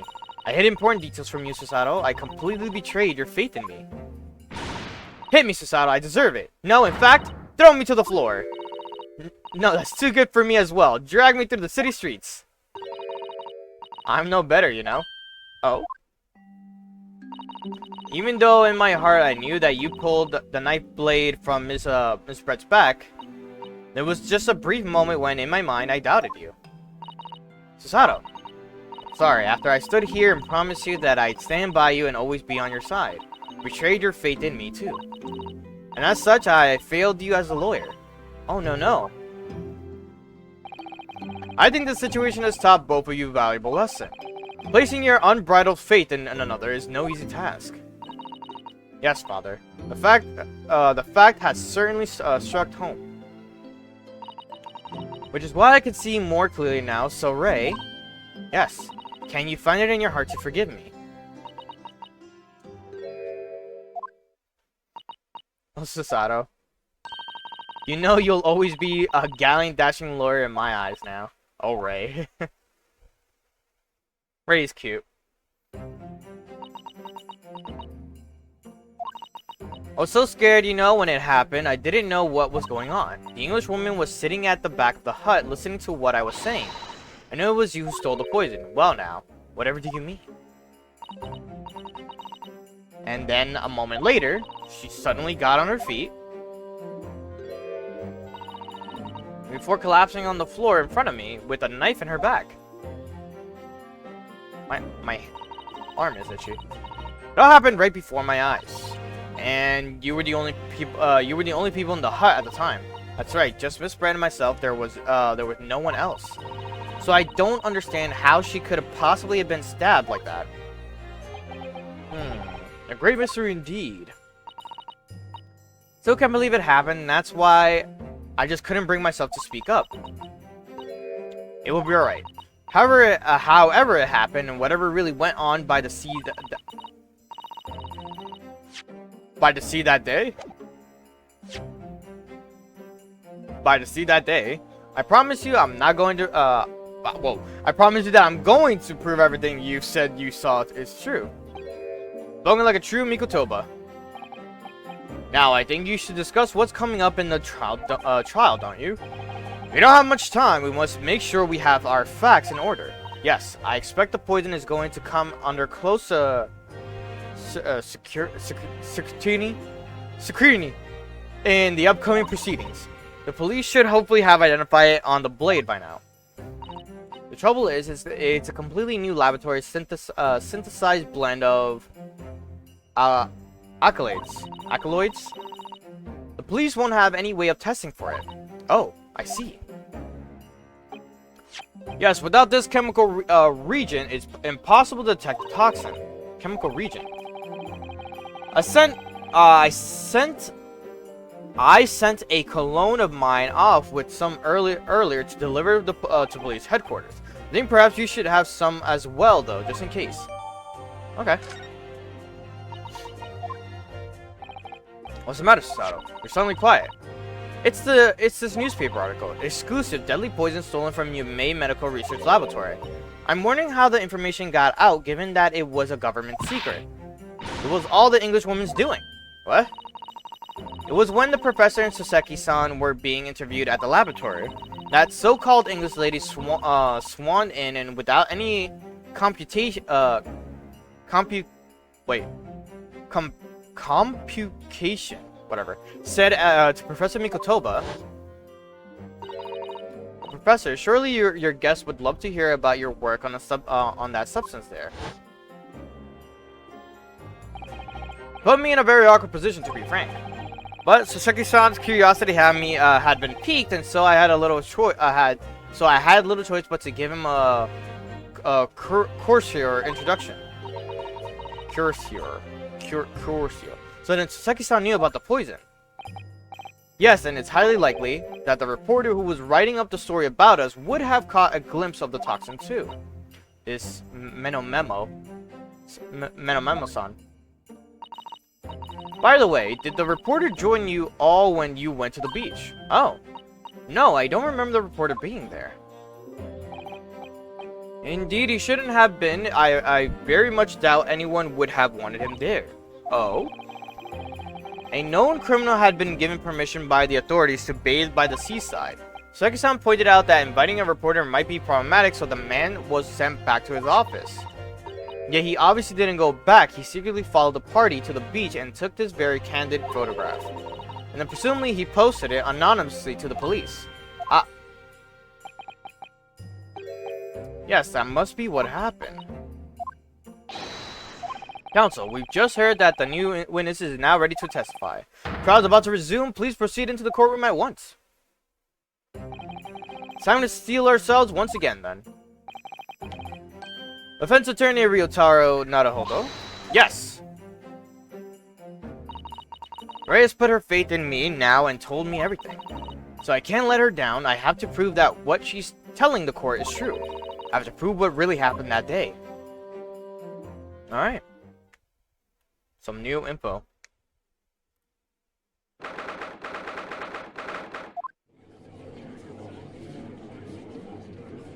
Oh, her new outfit is on. I didn't think she would have the new outfit here. That's funny. I hereby call this court to order as we convene to continue the trial of Rei Membami. Prosecutor Aoichi, have you summoned the new witness? We're just that question, Your Excellency.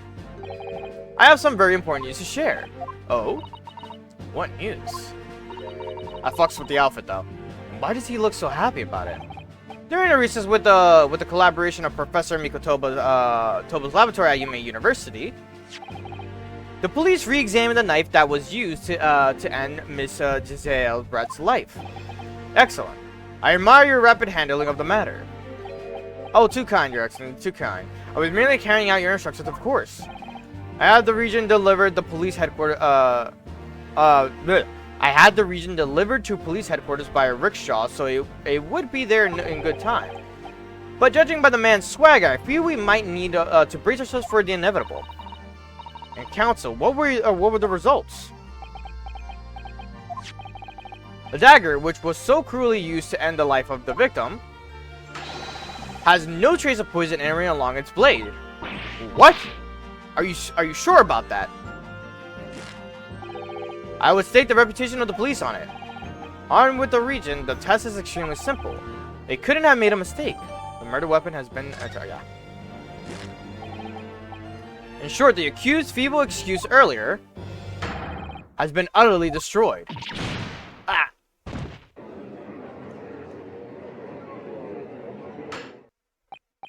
Now, the prosecution is ready to call the new witness.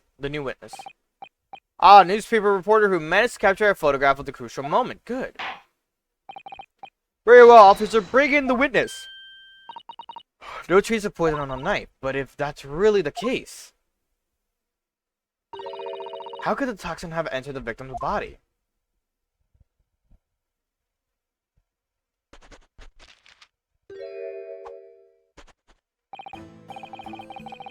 Witness, please state your name and occupation for the court. Write in many a memo of the show you news. Show you. That's funny. I'm what people like to call a journal? What's a journal, Father? Do you know? It's simply a contraction of journalists. I'm there with the news breaks, putting pen to paper to catch those scoops so they're imprinted the next morning. They don't call me the hero of Herald for nothing. The nice guy of news. Oh, so it was you who took this photograph, was it? Whoa, what do we have here? Or what do we... Yeah. Was that what he said? Well, what have we here? What have we here?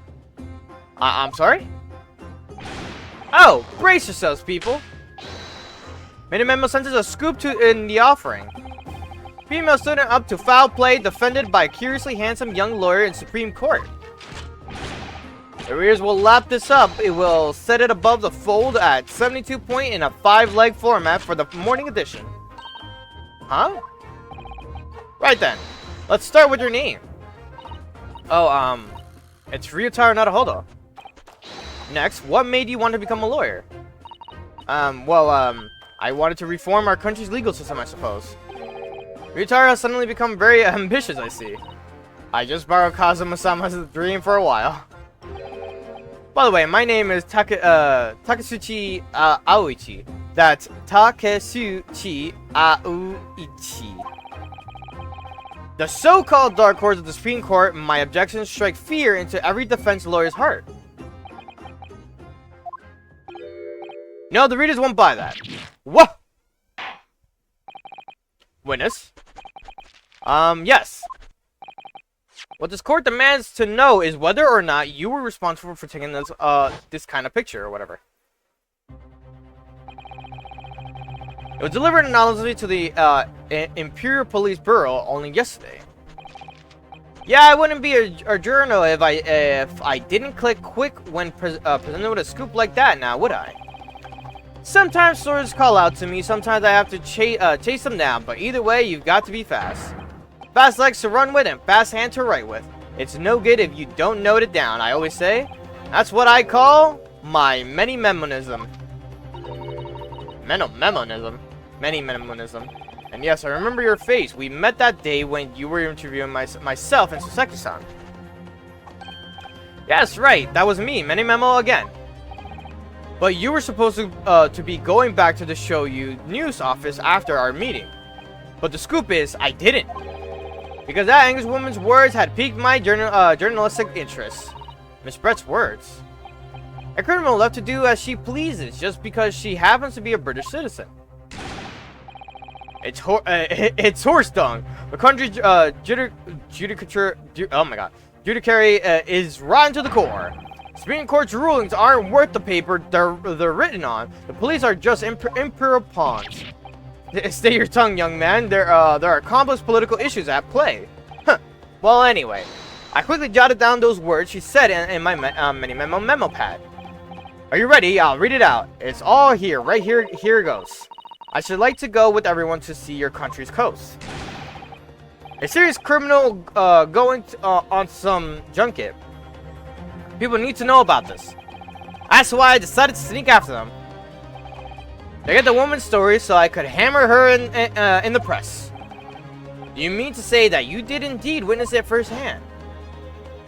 The grim scene portrayed in this photograph. Oh yes, I saw it with my very own journal eyes, from start to finish. Through the viewfinder of my trusty camera. Thank you, Memo-san. You will now give a formal testimony before the court. You will state exactly what it is that you witnessed of the events surrounding Miss Brett's death. Witness testimony. The beach hut was made of shoddy old reed screen, so there were plenty of gaps I could see inside through. The Englishwoman was sitting on a stool when the student girl came in and started arguing with her. Seconds later, the girl pulled out a knife, throwing the Englishwoman to the floor as she stabbed her in the back. My smoldering journal spirit burst into flames. Quick as a flash, I whipped out my camera, ready to click. I pulled apart the rough weave of one of the screens and poked the lens through for a perfect shot. Alright. Read screens, you say? Right. You can see that clearly, clear enough in that great shot I snapped. The hut walls were just screens made of coarsely woven reeds. Yes, it allows the breeze to pass through and bring some relief from the summer heat. And it was a breeze for me to poke my camera through and see the whole thing hotting up. So you trespass. Yeah, you technically trespassing. You went against there's another law for like kind of like following a criminal, or not following a criminal, but like I guess it's a long trespassing, but whatever. And then you also peeped into a hut that had 2 women in it. Sound like a good guy to me. Ignoring for the time being the appalling invasion of privacy involved. There you go, that one. Did you witness everything that happened from the moment the defendant entered the hut? Oh yes, I saw it. I saw the whole thing from start to finish. And you say that you took the photograph through a gap in one of the screens. Luckily for me, they were plenty shoddily woven. I pulled the reeds apart and thrust the lens of my camera through the gap. Would I get away with it, or would I be seen? It was a gamble of a lifetime. A tenacity of purpose that is considered admirable in a journalist, I suppose. Run a risk one day, run a scoop the next. That's minimalism in a nutshell. Alas, it would appear we have a genuine witness in this wicked crime. The evidence and testimony are extremely compelling. I believe we may be close to a verdict. No. Wonderful news, Your Excellency. Wonderful.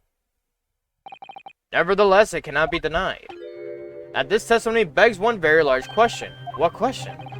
Exclusive news, a startling photograph, all the makings of an exceptional story for a reporter.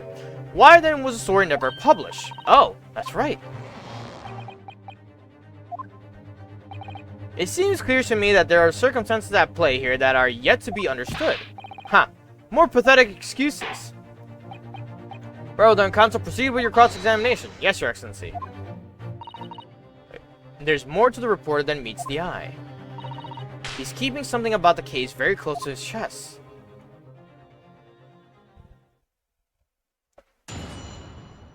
Cross-examination. Alright, let's see. You swear before the court that you actually saw the precise moment when the stabbing took place. Ha! The precise moment? I didn't see just that. I saw the whole hellish scene play out. From start to finish.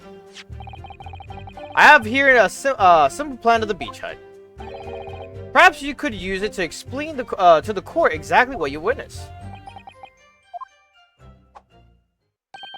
Right you are. It's all here in my memo pad. Memo. When I first peered into the hut, I'm sure that the English woman was on the stool at the back of the hut here. Yes, the accuser's own testimony confirmed that. She just sat at the back of the hut, smiling sweetly, is what I have noted down. It's my turn to testify now. Try not to interrupt. Ah. In the next moment, as I was watching, the evil student girl entered the hut. After a while, the pair of them ended up in the middle of the hut, arguing furiously. The Englishwoman went for the student, but the girl dodged out of the way. And in a flash, plunged a knife into her adversary's back as the two passed each other. What you describe as a grim crime indeed. Never sugarcoat the truth, is what minimalism is.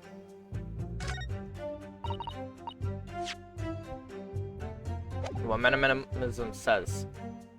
By the way, Memo-san, whilst you were watching the terrible scene unfold before your eyes through the gap in the scene, did it not occur to you to try to prevent the tragedy rather than to capture it on film? Journalists have to be observers. We can't get involved. That's our raison d'être, or whatever. So you didn't converse with Miss Brett at all? Obviously not. An observer always remains on the outside looking in. And that's something to be proud of, is it? Your Excellency, am I may? Yes, Professor. I think the witness's last expertly phrased statement should perhaps be added to his formal testimony. Father, what are you... I will grant you the, I will grant the defense's request. Memo-san, you will supplement your formal testimony with the aforementioned statement. While nihilism is the foundation of Menomonism, but I'll gladly prove that my words aren't meaningless. I never once set foot in the hut, nor spoke with the Englishwoman. I was there only as an observer. Oh, examine. Whoops.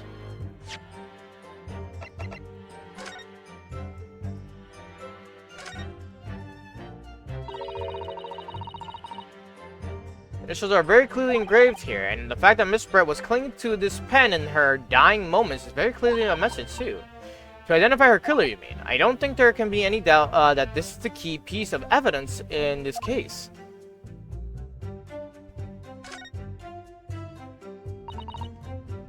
If we take off the pen's lid... Whoops.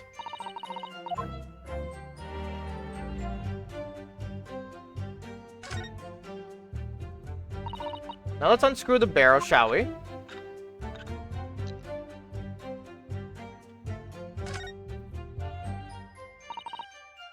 This must be the little reservoir that holds the ink. Yes, you fill it by drawing ink from the bottle up through the nib. There's something wrong, Father. Just that there doesn't actually appear to be any ink in there, that's all. Oh yes, you're right. It's pretty much empty. Well, it could be on the verge of running out, I suppose. Alright, is that everything we got?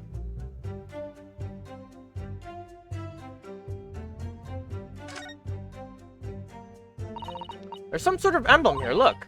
But it isn't the Yume University one. It must belong to some other organization, I suppose a business of some kind. That would seem to imply that the pen doesn't in fact belong to Ray. Ah. I think we got everything now. Or the pen. Face the pen, then present the pen. Okay. Well, I got two of the information, I guess. And I guess present the fountain pen?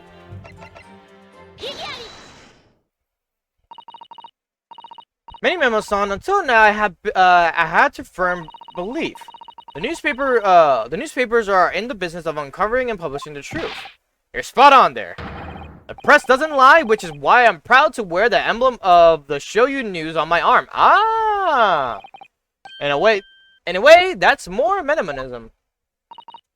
Sadly, though, it seems that the journalists who write for those papers don't always share the same passion for the truth. What are you suggesting with those recriminatory words, Counsel? Memo-san, do you recognize this fountain pen? Ah! This pen was found at the scene of Miss Brett's death. In fact, the murder weapon was gripping it. The murdered victim was gripping it in her hand as she died. What are you saying? Or where? Wait, what? What are you?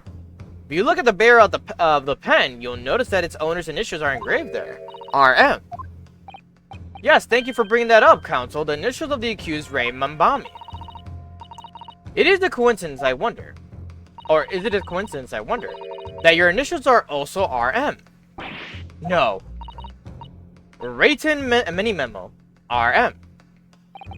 That's horse dung. Can't you see? One of the central tenets of Menomonism is being a pencil user. And yet, as the court will clearly be able to see on your right hand, there's a very obviously blue ink stain. It would appear that you must have rather carelessly left it somewhere recently. Your favorite fountain pen, that is. Horsey horse dung. I like that it's like they try not to curse. Well, obviously they don't curse. I don't think there's been a curse in this series at all. Maybe, I just can't remember. But it's funny because it will just be like him saying horse dung, but he really wants to say horse shit. Memo-san, is it not the case that before she died, you met with Jezzael Brett in the beach hut?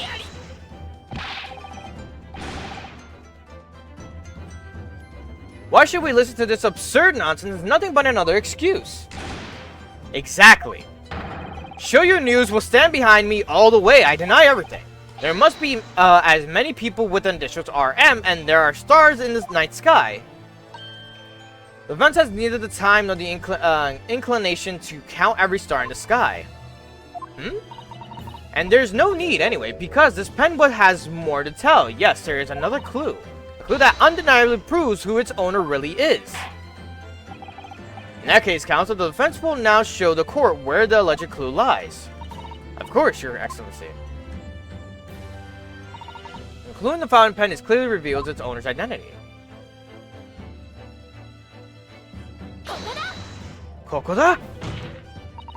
As well as the initials, there is also an emblem on this fountain pen. The emblem that you will of course recognize, Menememo-san. Goodness me.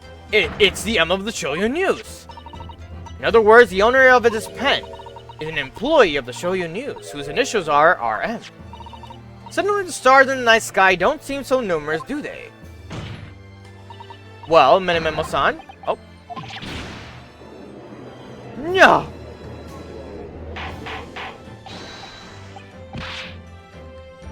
How do you respond? No! Order. Explain yourself, witness. No, this is how the mighty Supreme Court works, is it? Using corrosive tactics? Or corrosive? No, corrosive is different. That's what it does.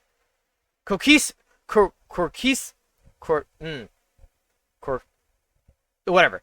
To have well-meaning citizens reveal harmless secrets.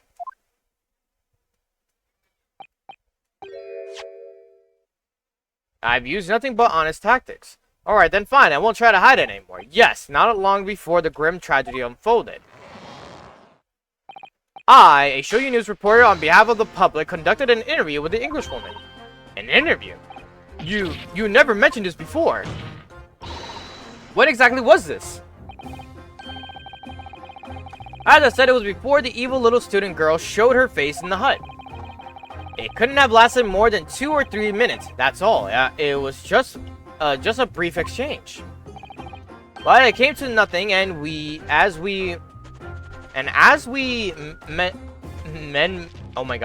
many memos say the people don't pay their dues for unworthy news. However insignificant you deem it to be, this court cannot overlook the meeting between yourself and the victim. You will testify now under oath about the precise nature of this meeting that transpired. Got it, yes, alright, but on one condition. Condition? In all good conscience, I couldn't speak out alone about this. You need to call back the earlier witness, Soseki Natsumi-san. Soseki-san? Oh yes, according to my notes here, that man has a secret of his own, and brace yourselves, it's not a harmless one, it's big. Oh, what? What?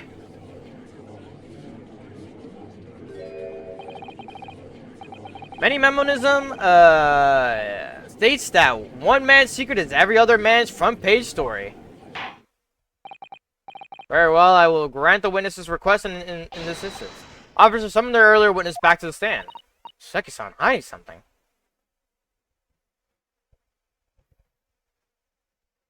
What's up?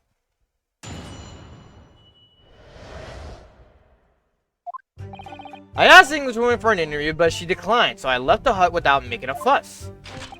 Then, watching secretly from outside, I saw the woman being stabbed and the other witnesses are coming running. The detective realized that the victim still had a pulse, so he ran off to fetch help. That's when the writer man here asked the woman a very significant question. But he didn't say anything about that in his testimony, which is why Menemonism demands I reveal it now. You mean to say the victim regained consciousness? Well, and when she did, you decided to ask her a question. That's, true, yes. He did. And that's not all, the woman gave him a very definite answer. An answer that incriminates the accused. It's preposterous. Why am I only hearing about this now? Why didn't you mention this before, you yokel hack? It wasn't even a conversation. Yes, I did pose the Withering English Rose a question, and I don't deny it. But she could no longer speak. She was barely conscious even. Counsel of the defense, I expect a thorough cross-examination to be conducted here. This court must and will know the truth. Absolutely, Your Excellency. The reporter is claiming that Miss Brett implicated Ray somehow. What on earth could have happened in that hut? For real. Alright, let's see. Press statement 4 or 5?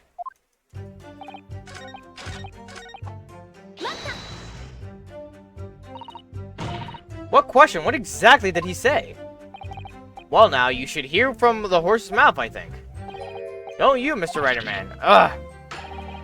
Out with it, you yokel hack. What did you say to her? What did you say to the dying Englishwoman? Well, in truth, I'd been catching crabs at the water's edge and building castles in the sand, you see. Well, the seaside is a place to be at leisure, I suppose, even for a grown man. But then, all of a sudden, from that little beach hut, young girl's panic-stricken... What? A young girl's panic-stricken cries for help pierced the air. Ray ran up to the beach to see what was happening, to find the defendant leaning over the collapsed victim. As soon as Inspector Hosonaga saw Miss Brett on the ground, he sprinted off to get help. And then, just a moment later, I heard a faint moan, a moan from the dead Englishwoman. I nearly jumped out of my skin. And what did you ask her, Saseki-san? I asked her, who did this to you? Don't protract this any longer. How did the woman respond? She didn't. She said nothing in response. But when in the stand, you will answer the questions asked of the unambiguously. Now, without invasion or reticence, I demand that you amend your testimony. I will!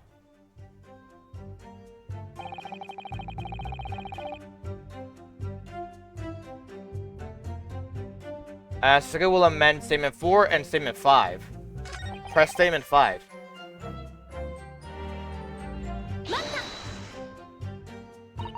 Miss Brett pointed a finger at the defendant. Saseki-san, is that really true? It's not easy to stand here and say this, but when we first entered the beach hut, the Englishwoman was sprawled out on the floor before us, with the student girl standing on the far side of her. When I asked, who did this to you? The Englishwoman summoned her last ounce of strength and pointed to point a trembling finger at the back of the hut. Which was, I can't be denied, in the direction of the student girl who stands accused today. No. Saseki-san, why on earth did you neglect to mention this in your original testimony? But, fiddlesticks, I say! It is not a British court of law. You will respond in Japanese. Yes, of course, the Englishwoman did point her finger towards the back of the hut, but I was trembling, and she was trembling, and everything was a blur. And thinking about it, I feel as though perhaps she was pointing in a slightly different direction. Actually, no, not slightly, in a very different direction to where the student girl was standing. To somewhere at the back of the hut where nobody was standing at all. You mean that your memory of the events and the direction in which the victim was pointing were both unclear? Yes, that's it, unclear. I'm very, very unclear. Your Excellency, surely this proves that the matter beyond all reasonable doubt. Yes, the woman may barely have been conscious, and yes, perhaps her finger wavered slightly. But there can be no doubt that this was an attempt by the victim to confirm the identity of her assailant. You I? Because of as the court can see, there was no one other than the accused in the direction the victim was pointing. It's now abundantly clear that no one besides the accused could possibly have committed the crime. You're forgetting someone. I am inclined to agree. In the absence of a credible argument to the contrary, I believe we can now conclude this trial. No. No! Headlines writing itself. Dashing Lawyer's Hopes Dash, 92 points across the whole page. We'll do an extra edition. It is a serious blow, Sato. Unless we're able to identify the true culprit and to substantiate our claim with evidence, the judge will give his ruling and the trial will be over. But that's impossible, Father. We don't even know how the crime was committed yet. Impossible, though the task may seem, we have no choice. We must think back over everything we've learned thus far. Somewhere in all those details, I'm confident we'll find the clue we need. Ray gave us her account of how events unfolded in the defendant's antechamber before the trial resumed. She told us that what happened in the precise moment Miss Brett was killed. The woman was sitting in the back of the hut, listening to what I was saying, and then a moment later, she suddenly got to her feet, before collapsing on the floor in front of me with a knife in her back. How could Miss Brett have been stabbed on the back in the beach hut that was empty but for herself and Ray? Somewhere amid the information we've gathered so far, there must be an answer to that question. I take it then that the defense has nothing further to add. So, the gallant Yoko student's luck finally runs out. I can't say I'm surprised. In that case, I am ready to deliver my final verdict on this matter. And a crucial turning point now, if I can establish what really happened, is over. Where was the real culprit hiding, and how did he or she stab the victim? I know how.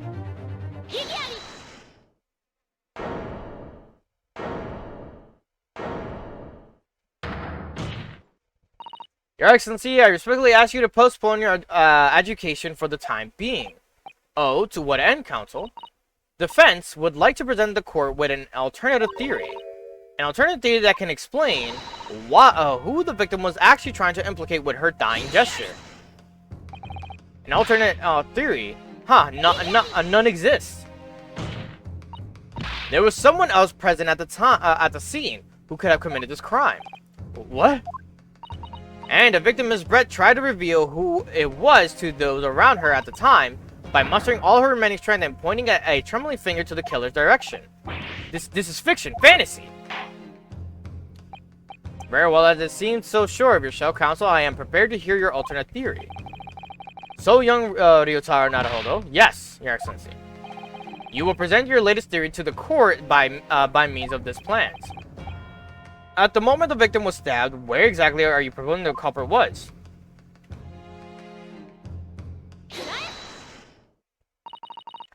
Naruhodo-san would never give up. I am a Naruhodo now. The true culprit who fatally stabbed Miss Brett was concealed in this location here. Are you mad, Counsel? You're suggesting the culprit was outside the hut. What?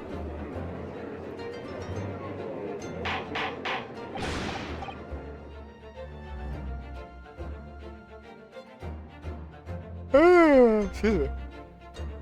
Order. But student lawyer Naruhodo-san Esquire, that makes no sense at all. You just pointed out the exact spot where I was hiding to get my scoop snapped. But I didn't see any suspicious individual loitering about. I can swear to that. Obviously, if the culprit had been outside the hut, there is no way that he or she could have stabbed the victim who was inside the hut. Actually, Prosecutor Aoichi, there is a way. And in point of fact, the defense can provide evidence strongly suggesting that it is precisely the way Miss Brett was killed. You're bluffing. You're bluffing, Yoko. The defense's assertion is clearly too fantastical for the court to comprehend. You will need to give us more guidance, Counsel. What piece of evidence corroborates your theory that the victim was stabbed from outside the hut? Crime scene photograph.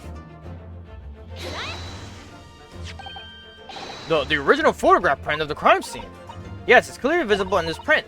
The trace of the fatal thrust that was delivered from outside the beach hut. Oh, tell me there's a hole that we just didn't notice. Do you take us for fools? There's no hint of any such thing. I'm not sure that everyone present would agree. Someone at least appears to have noticed what it is that I'm referring to.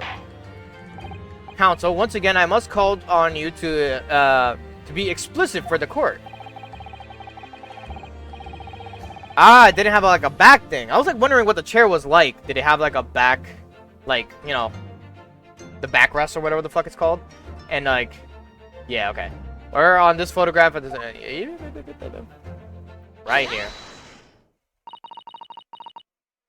Look closely just here.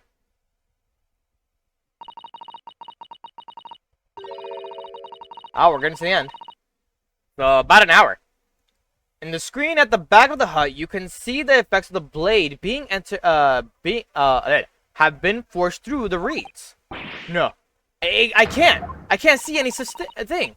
It's true that the hut in question had 4 walls, as you expect, however, by parting the reeds, a knife blade could easily penetrate them. This is extraordinary. Yes. The true culprit actually stabbed the victim from outside the beach hut. And of everyone present at the scene, there is only one person who could have done that. Only one person who was directly outside the hut when Miss Brett was killed. Raiten Mini Memo-san, it could only have been you. Huh? No!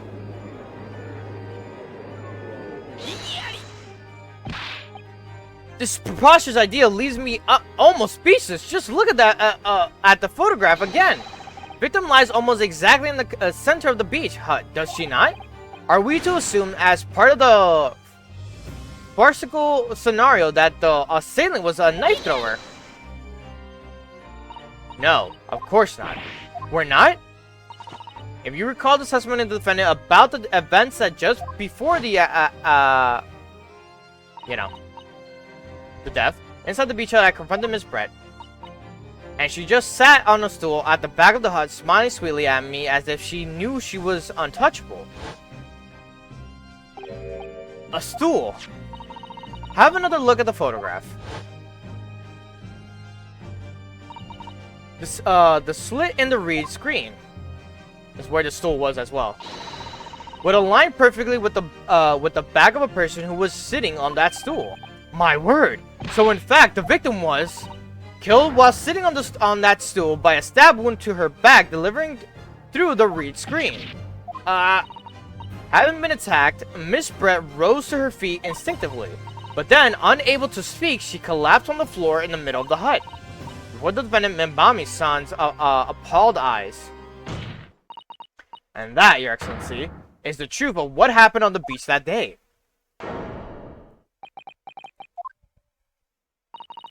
I'm definitely taking a shower after this because it is hot right now. I'm sweating.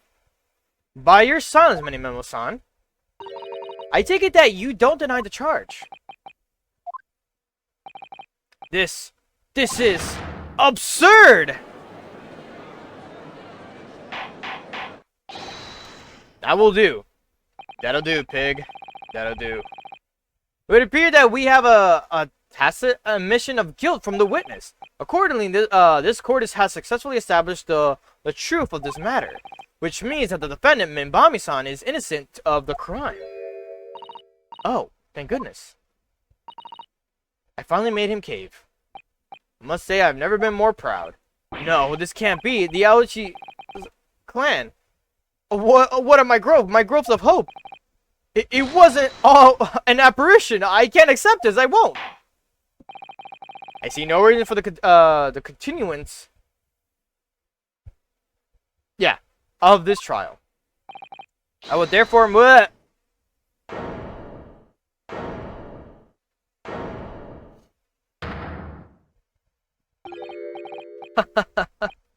Well, this is very convenient.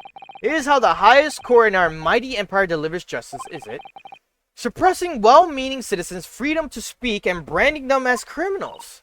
But we've established that the victim was stabbed from outside the hut through the reed screen walls. And no one but you was in place at the time to have his hand on the hilt of the blade. It's a perfectly logical deduction. So, your argument hinges on the location of whoever stabbed the Englishwoman, does it? Well, it seems a little irrelevant now. Irrelevant? Where she was stabbed, how she was stabbed, it doesn't matter. I mean, whether she was stabbed at all makes no difference if you think about it. After all, the trial's already shown the whole thing hinges on something else. I love this, like, he's not just like, what? He looks back. What are you talking about? Brace yourself, little man. I'm talking about the fact that everything's changed. Because of the dirt you dug up. What? Enough obscurity. Explain yourself, witness. What's to explain? I'm talking about the poison, of course. The poison. Let's ask the professor for a comment on the situation, shall we? Understand that a deadly poison you were developing was stolen from your laboratory, correct? And it's been shown that this poison was administered to the victim, Miss Brett. Is that right? That is correct. The unusual constriction of the victim's pupils are a sure sign that this particular poison was used. I see. So, presumably that means that the victim already had the poison in her body before she was stabbed. Given that her pupils were clearly constricted, it seems highly likely, yes. If she had been dead already, the poison could not have circulated in her body.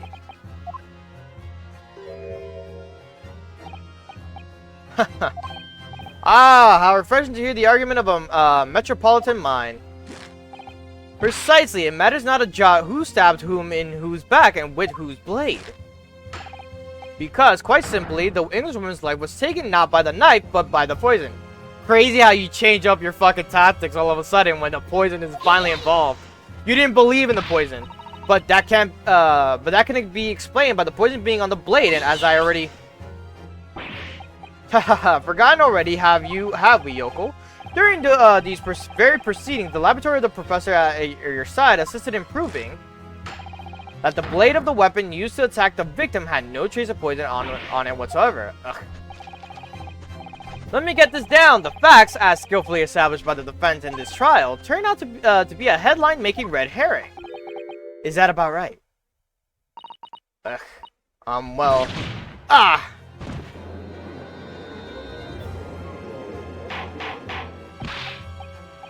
But where does that leave us? How in that case did the poison enter the victim's body? There's an undeniably obvious answer to that. The lady most likely imbibed it? You mean she drank it? Have another look at the photograph here. As you can see, a bottle of carbonated water and glass had been knocked onto the sandy floor at the beach hut. Poisoning could have been slipped into either. So somebody made Miss Brett drink it. Well, what do you know? Look at those dashing eyes. This will make a great front page shot. Hey, why the bewitching stare? After all, I'm the last person you should be looking at. It could make no sense at all that I poisoned the woman, would it? I mean, it's been established already. Established? What are you talking about? Don't tell me you've forgotten. That's a little hard to believe given the person who established it was you.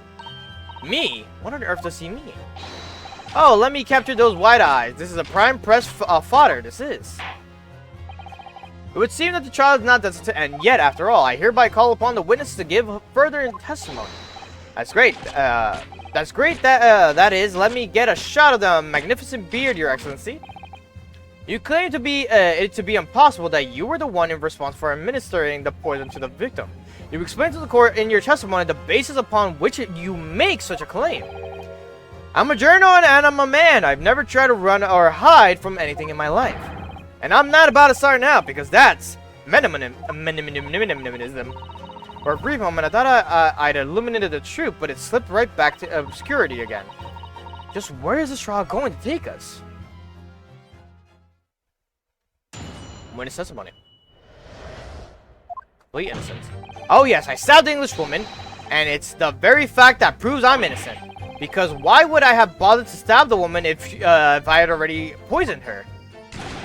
When I heard the student girl and that pompous English murderer arguing, got my goat. The courts weren't going to punish Brett for what she did. Someone else would have to see justice done. Interesting way of wording it. So you admitted then that everything happened as I described. That you are the one who stabbed Miss Brett in the back through the read screen. You can blame this miserable country of ours. A country that bows to the pressure of foreign powers and lets murderers walk free. What kind of future can a country like that have? That's why I did it. I did what our pathetic leaders didn't have the guts to do. Slap bang in the middle of a charming lady's back. I plunged the blade of sweet justice right in there.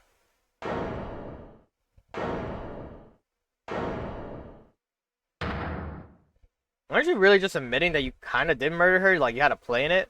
As someone who spends his life seeing that the truth is told, I feel really, really awful about giving false information in my testimony before. But as it turns out, there was somebody else who had it in for the victim and got it before me. That's right, you guessed it. A pretty little student girl. Now there's a woman after my own heart. You're implicating Ray again. She's the one who gave the poison to the Englishwoman and ended her pitiful existence. And suddenly, snap! This journal here is off the hook. The argument is sound certainly. If the witness had administered the poison herself, he need only have waited for it to take effect. Subsequently, stabbing the victim in the back would have been entirely nonsensical. And therefore, this reporter had nothing to do with the poisoning. Yes, it's all quite logical. That's right, it is. Logical and true. I'm glad you've all seen the light. Justice at last. This is unbelievable. And after I made so much progress in proving his guilt, is he going to get away with it now?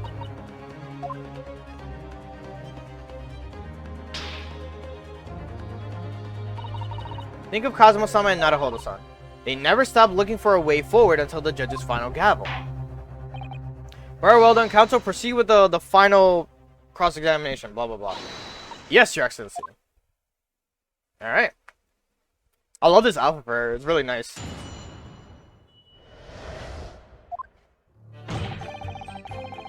Alright. Press statement 3. What exactly were they arguing about? About what happened in that restaurant 9 months ago, that's what. Ooh, excuse me. The student girl was laying into the English woman for killing her beloved mentor, Dr. Wilson. Yes, John H. Wilson.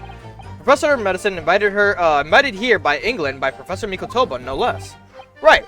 Well, the English woman just jeered. Her case was to be heard by the British Consular Court in Shanghai, however. There's a little doubt that she would simply have been acquitted and sent back to her homeland as a free woman. It was eating the student girl up inside who you could see it. I really felt for her.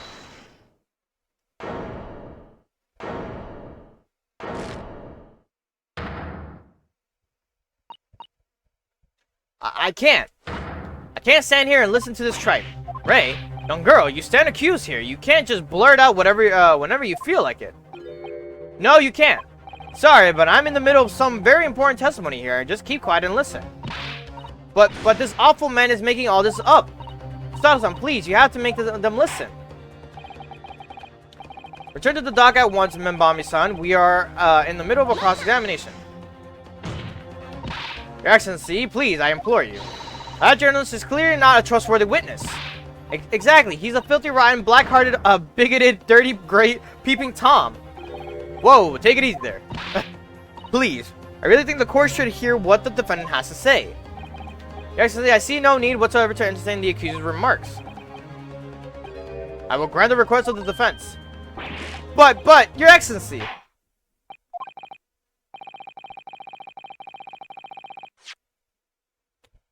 This is likely to be the final cross-examination of these proceedings. As such, I believe it would be ill-advised to stifle the defendant's obvious concerns. So, whilst recognizing the contravenes regular protocol, I hereby call upon the defendant to speak. Oh. Thank you so much, Your Excellency. Alright. It was nothing to do with Dr. Wilson. We were discussing the stolen poison. Stolen poison that killed the victim. I suspected her of being the one to steal it. I mean, just think about how she killed Dr. Wilson. That's true. Additionally, Miss Brett certainly had knowledge of the new poison. But surely it would be no easy task to steal a highly secret toxin being developed for the government. Indeed, all visitors at the laboratory are thoroughly searched when they leave. Even if a thief managed to avoid being seen by myself or a colleague, getting the poison out would be very difficult. As true, I pestered Professor Mikotoba until he agreed to show me the poison when I visited his laboratory. But as I left, I was searched from top to tail. Miss Brett rather bluntly revealed the existence of the toxin we'd been developing, you see. And since Soseki-san expressed such an interest in it, I felt unable to refuse. Obviously, I gave nothing away, other than the fact that it was an extremely potent substance. I'm very ashamed of myself, it's just that I've had a singularly terrible experience with a deadly poison. I wanted to look my old enemy in the eye. Surely you can understand that. To find out if my suspicions were true, I confronted Miss Brett about the poison. I told her that if there were to be an incident involving it somehow, it wouldn't just be the university. The military would be dragged into it. The whole government, even it would be a complete disaster. And how did Miss Brett respond to your concerns? She just curled through those beautiful lips of hers and said she didn't know the first thing about it, in English actually. Ah yes. Many Memo-san, one small question if you don't mind. I do mind, can you see I'm busy? Clearly you were outside the beach hut listening in whilst the defendant and Miss Brett were conversing. Presumably then, it was you who wrote the article about what you heard. Exclusive deadly poison stolen from Yumei Medical Research Laboratory. Story was published in this morning's edition of Shoyu News. Details are too accurate for it to have been written by anyone else. Sorry, don't know what you're talking about. Yes, look at this. An entire article. It's almost what I said to Miss Brett word for word. Well, Mini Memo-san. As a journal and as a citizen of a free country, I don't have to reveal my sources. That's a founding principle of minimalism. Bob is clearly right about this. This reporter did write that article and he based it on what he overheard from outside the hut. So that's what it was all about. You were trying to cover up the fact that you were listening in. That's why you came up with that stinging story about me arguing with her. Shut up. My stories never stink. Look, whatever you say, little girl, it doesn't alter the facts. Your Excellency, there's something I want to say and I want to go on record. Very well, you may amend your form of testimony. Okay. 2 and 5.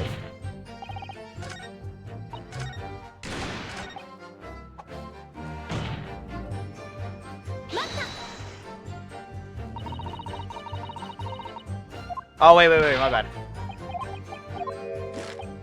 2 or 5. I have to present something. I read that wrong.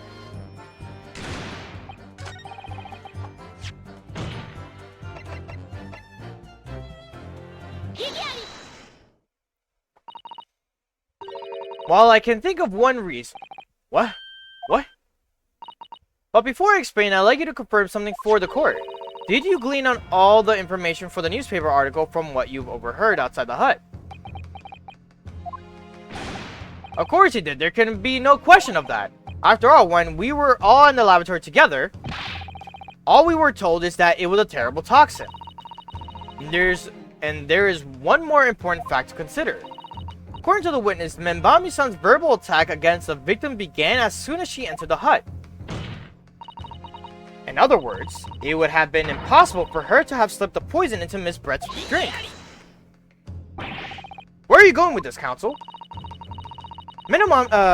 Memo-san has made it quite clear that he observed every single thing that happened in the beach hut. If the defendant had somehow found the opportunity, this man would have seen it. Which means that Miss Brett couldn't have imbibed the poison whilst the defendant was present. In fact, it must have been administered to her before Membami-san entered the hut. Yes, very accurately put. Articulated put. When I walked into the hut, I immediately started to press Miss Brett about the poison. At which point, Memo-san overheard some worrying information. Worrying information? What worrying information? Information in which he subsequently included in his newspaper article, namely that the poison was being developed in strict secrecy, and that it couldn't be readily obtained. Absolutely. In fact, that's quite an understatement. The only possible place it could come from is my lab. And furthermore, anyone afflicted by the poison would exhibit telltale signs in death. The extreme constriction of the pupils, yes, it's quite stark when you see it. There are other poisons that show similar symptoms, but none amongst new substances that are undetectable. In other words, it would be clear that the victim's life had been ended by the use of this particular poison, which would reduce the number of suspects to only a handful of people. Everyone in my laboratory is aware of the unique properties of the toxin we've been developing. None of them would be foolish enough to attempt to use it for some nefarious deed. Membami-san being no exception. Therefore, we can conclude that whoever administered this unique poison to the victim was a layperson unaware of its telltale properties. In other words, someone like you, write in mini memo. Ugh!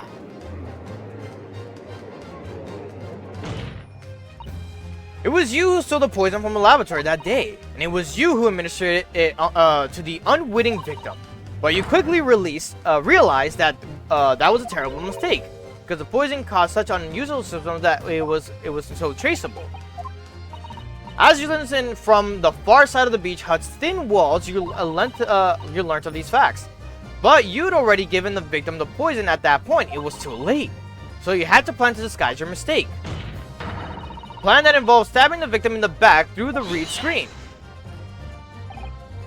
But what good could that possibly do?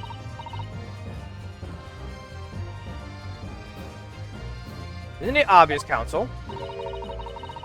The plan was to kill Miss Brett before the poison could take effect.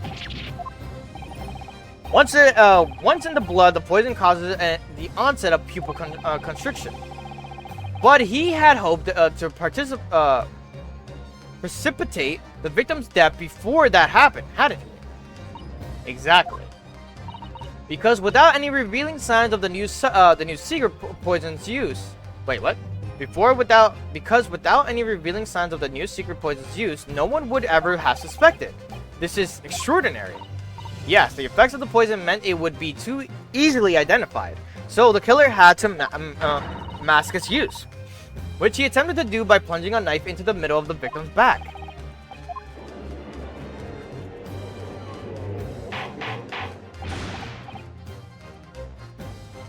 Order! The argument presented is sound. The court is satisfied that it warrants consideration. Does the prosecution have a counter-argument it wishes to put forward? Well, there's a number, yes. A counter, completely. The prosecution's evasive response clearly shows that in much of the same way as he nurtures the remnants of his top knot, he is clinging to lost hope.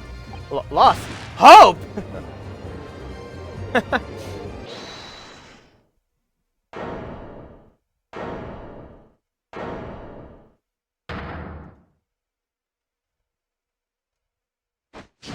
Oh shit. He threw the gauntlet. Which is his hat. You pathetic, useless, fallen samurai. Fallen? Who are you calling fallen? I don't need a counter-argument. What? What are you talking about? It should be blatant obvious. I stole the poison, you say, gave it to the victim, you say, stabbed her, you say, lots of fine theories. But I don't need a counter-argument because you don't have an argument yourself. Where's your evidence? Yes, you make it all sound so plausible, don't you? But without evidence, it means nothing. Whereas I base my news on facts. Facts? What do you mean? You explain yourself. I mean, what the professor said earlier is this trial. It's all here in my many memos, every word, every slip of the tongue, all noted. That's what the Shoyu News is famous for. It's the power of the printed word.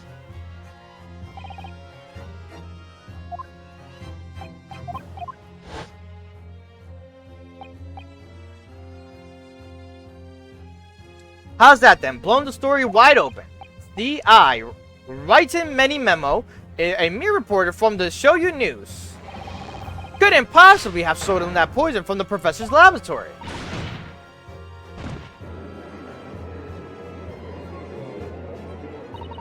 But there can't be any question of it. He must have stolen the poison that day. He stole it and used it to kill.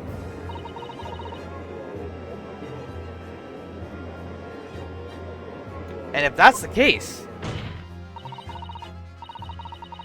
as you identified, the poison itself is the definitive evidence we need, because whoever stole it from the laboratory that day is the true culprit here. What's your point, you annoyingly handsome country bumpkin? I'm glad you do find her handsome. My point is this. There is one way that you, Many Memo-san, could have stolen the poison that day. I have heard enough verbal conjecture now, thank you. What the court must be shown is evidence. What proof do you have this witness stole the poison on the day of the question. Fountain pen. The proof, Your Excellency, is this fountain pen. A fountain pen? How can that possibly be relevant? These magical pens somehow seem to have enough ink to write many thousands of kanji characters. I believe they arrived in our country for the first time some 15 years ago now. But I swear by a weasel hair calligraphy brush and nothing else, these newfangled pens are merely a fad. While as a forward-thinking man of words, obviously I love my fountain pen. Suck up a soapkuan, sumptuous ink, and one's work is awash with words in the blink of an eye. That's right. Fountain pens have a small reservoir in the barrel, into which ink is sucked up through the nib of the pen in order to write with later. What is all this talking about of sucking up ink have, huh? And just as it's possible to suck ink up into this reservoir, it's also possible to eject it through the nib again, of course. My word, can this really be? Well, Many-Memo-san. When you saw the deadly poison before your eyes in the laboratory that day, you used your fountain pen, your very life blood to steal some of it, didn't you? By siphoning the poison up through the nib and into the pen's reservoir. Ugh!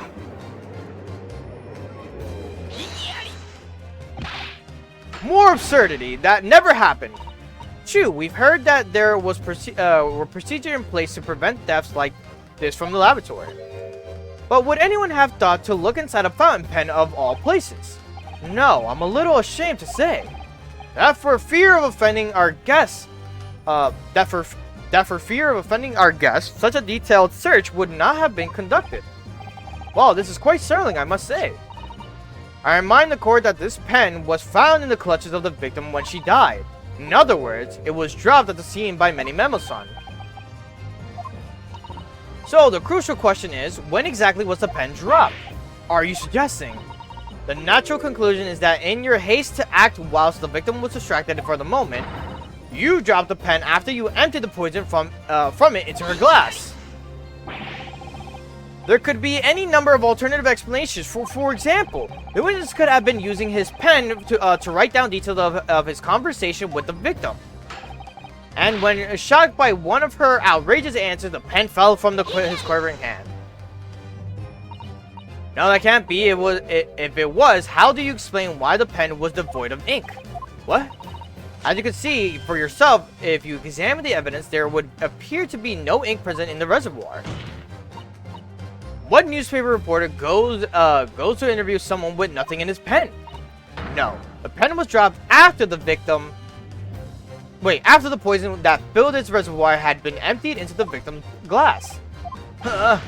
Witness, what do you have to say in your defense?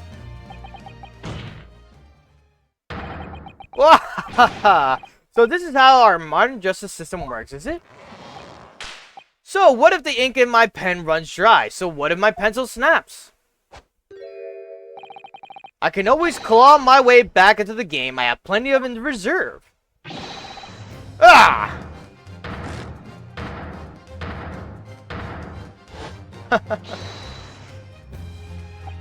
You claim I sucked the poison up into my pen. That's wild speculation, nothing more. If you thought you could bring down a fine, upstanding citizen with a trick like that, think again. It looks as though it's going to take one final decisive blow to finish this matter. As I see it, the situation is now very simple. It rests upon whether or not this witness did indeed steal the poison on the day of the question. Therefore, it all depends upon whether or not the defense can prove that he did it with evidence. Ha! No such evidence could possibly exist. Many-Memo-san, this is how our modern justice system works. What? In the courtroom, evidence is everything. Something you would do well to remember. Because we are well past the point of speculation at this stage, I assure you. Very well then, I call upon the defense to present the aforementioned evidence. This is it then. This will be the final piece in the puzzle. defense can prove by means of this item that it was the witness's pen that was used to steal the poison. We're done. Counsel, what is that bottle?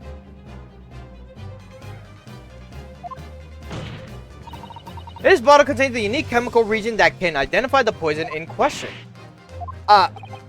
Yes, that poison is an entirely new synthesis of alkaloids developed by my colleagues and I. It would be impossible to detect traces of it by any other method. Or, from another perspective, simply with this chemical region, anybody at all could check for traces of the poison. A region? What? One drop of the contents of this bottle on the tip of your fountain pen, Memo-san, and it will all take to solve this case beyond all reasonable doubt. No, you can't. I won't. Your crimes are bad enough, but at least know when to admit defeat. Your Excellency, the defense requests permission to carry out the test on the fountain pen at once. Yeah.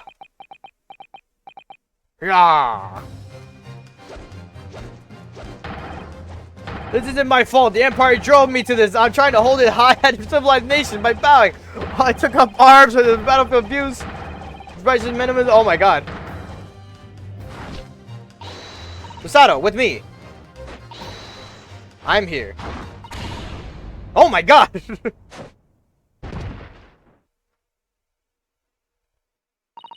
Did I do it right? That was a Masato takedown, wasn't it?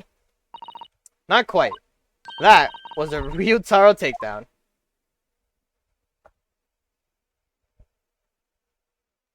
Dope. The instant the first drop of the region touched the nib of the fountain pen, it was clear to everyone present. There were signs! He's so devoid of emotion now. When I saw it there in the lab, the poison, the devil got hold of me and I decided to do it on a whim. I excused myself, then emptied all the ink down the sink in the bathroom, washing the reservoir out carefully. And then you waited for any opportunity to suck up some of the poison, didn't you? Into your fountain pen. Yes, that's right. Answer me one thing, Memo-san. Why did you steal it? For what purpose? Isn't it obvious? Find out what it was made of and expose it in an article. I mean, it was a secret project after all, too juicy for a journal like me to pass up. Then why did the Englishwoman end up dead? I went into the hut intending to quiz her on her situation, that's all as a reporter. A known killer enjoying full freedom, evading justice by leaving the country. I told her what I thought about it. But she just laughed in my face. Oh, what's this? A Far Eastern caveman purporting to practice journalism? Really, you must learn the difference between reporting and listening at doorways, you ignorant plebeian. What? What did you call me? This country with its pretensions to a justice system, to a free press, it's really very depressing. You see, our superior ways in the West, yet you lack the mental capacity to emulate them. Get out of here, you oaf, get out, and crawl back into the cave you came from. That's when I remembered about the deadly poison I happened to have in my pen at the time. What a terrible tale. In my head, I knew I should just get out of there as quickly as possible, but I couldn't. I couldn't let her get away with what she'd done when she clearly had no remorse at all. I suppose it was my journal spirit getting all fired up.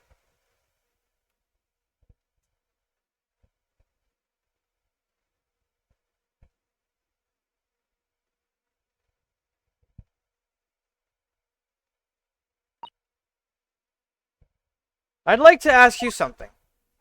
Yes? You often talk about justice. But surely as a journalist, you could have used other means to deliver the justice you sought. There's no justice in the press. Sorry? After that trial 9 months ago, I kept digging and digging to find out what had happened in that courtroom. And finally, I discovered the truth. It was a cover-up. That's what it was. Cover-up? What do you mean? I would remind you of your position, witness. Be careful what you say. Oh, come on. Doesn't it strike you as strange? We're suddenly not allowed to convict a foreign national, convict a foreign national. Counselor jurisdiction should never have come into it. And yet the puffed-up Englishwoman was going to sail away into the sunset a free woman. The only possible explanation is that behind the scenes, some deal had gone down between Britain and Japan. What sort of deal? Then my research dug up all the dirt. It was all ready to be published. But you know what happened? The editor just tore the article up. He came under pressure from the government, you mean. If our government is going to let criminals walk free, if they're going to crush the press, the free press, then what choice do I have but to see the justice is done myself? Let's not forget, Memo-san, that you committed murder yourself and you tried to lay the blame at the defendant's door. I'm sorry, but you're no better than Jezael Brett. The truth is, you have no right to talk about justice at all. I suppose.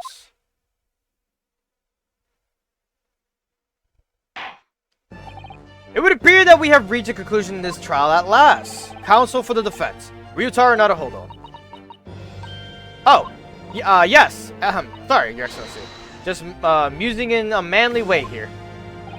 It's almost unbelievable that this is your first experience of the Superior Court. It was an excellent performance. In truth, it very much reminded me of your cousin's exploits. Oh, Naruhodo-san. Ryunosuke, you mean? The way he handled the trial 9 months ago and the way you handled this one, it gives me hope that we are genuinely entering a new era of justice in this land. That's very flattering, Your Excellency. Hearing the defense you put forward today made me feel most keenly that the future of our justice system will be forged by you and your compatriots. Thank you. So, Prosecutor Auchi, do you have any final thoughts? Prosecutor Auchi!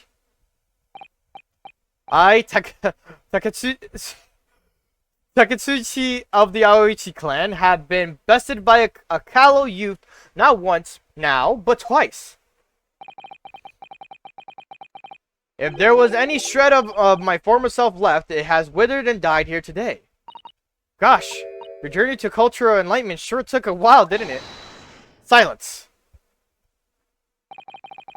Rather than living on in shame, I will end it all now with this blade. For that is the true path of the Aoichism. Aoichism? One hopes that's the only way in which he'll be modeling himself after the witness.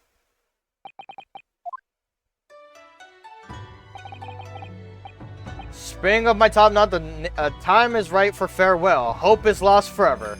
Taketsuchi.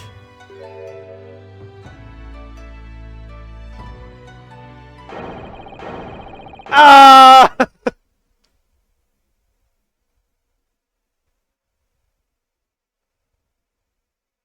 That came out very nice.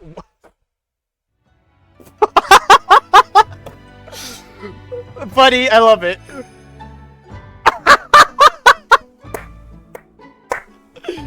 Shut the fuck up. Not the fucking.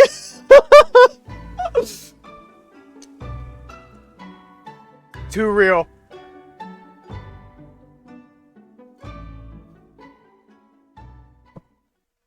That's so funny.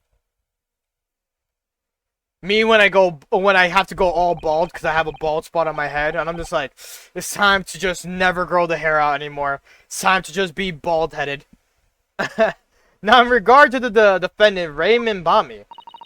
Yes, Your Excellency. I have reached my final verdict. I hereby find you not guilty. Hell yeah.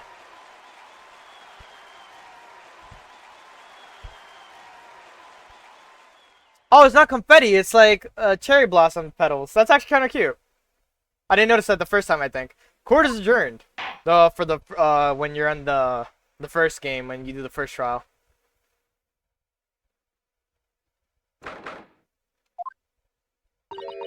It's over. My heart is still pounding in my chest, though. It's all I can do just to stay standing. Oh, there's the outfit. Lawyers have such a great responsibility, such a great burden to bear. Don't they, Naruhodo-san?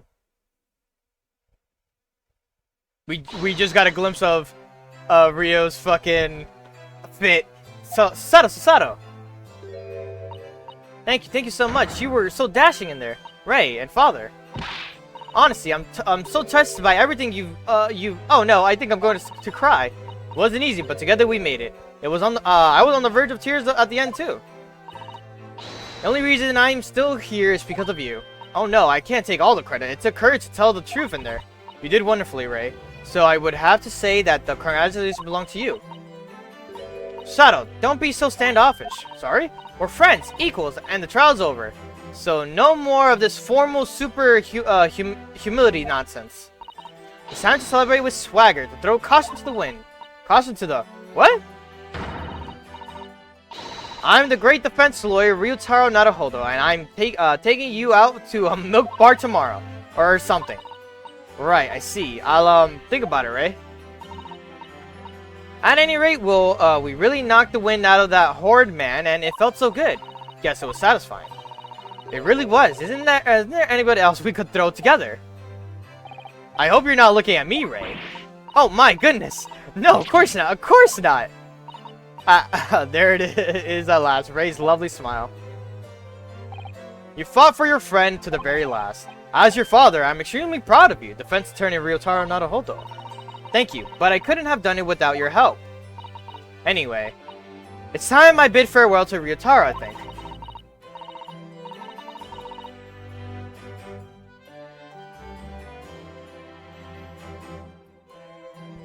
I shall miss him in a way, but it's back to Susato Mikotoba now.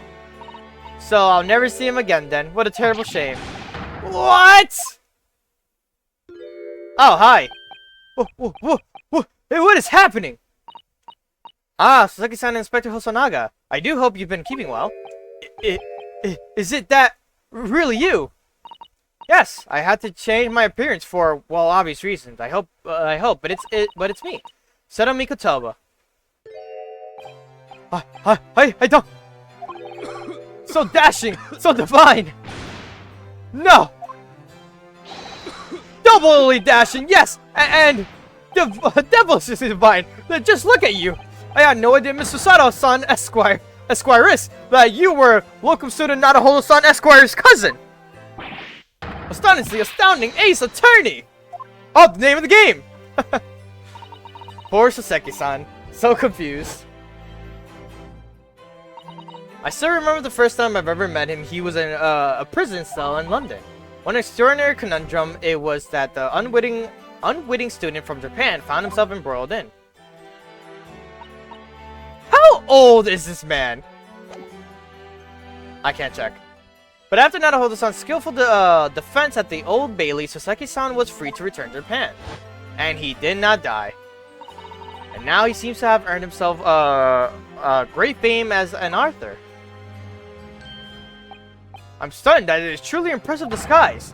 Even I had no idea, and I'm the chief inspector of the police bureau, who came up with with Mr. Turtle, no less. I'm not sure you should be admitting to that, Inspector. Amazing. You're a woman of many faces, I see. Just two, really, and this was a once-in-a-lifetime event, I hope.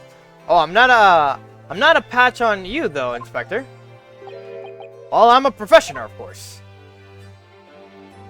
I do worry about Inspector Hosonaga sometimes, I really do. 9 months ago, when he appeared here in the Supreme Court to testify, he was undercover disguised as the head waiter of the restaurant. And then on the steamship to Great Britain, of course, disguised as a sailor to keep us safe on the journey. No, that didn't help you, did it, Kazuma-sama? From my perspective, I have to admit that I have mixed feelings about all of this. I mean, now that the truth has been lost forever.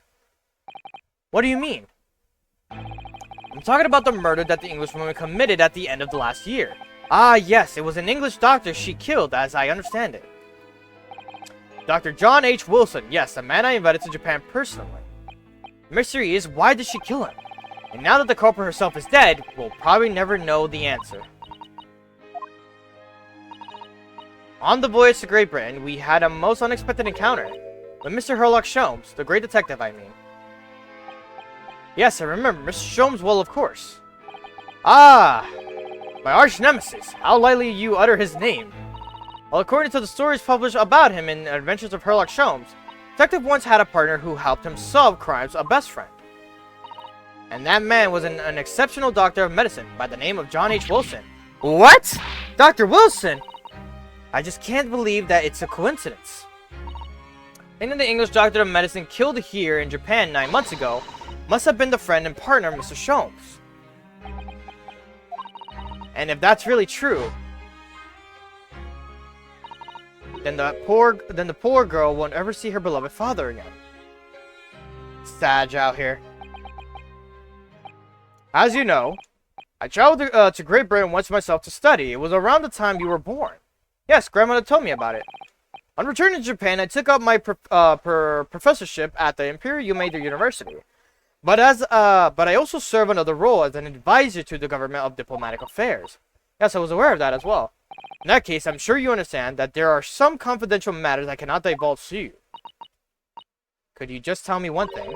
Why did you summon me back to Japan? It's been 2 months now since I returned.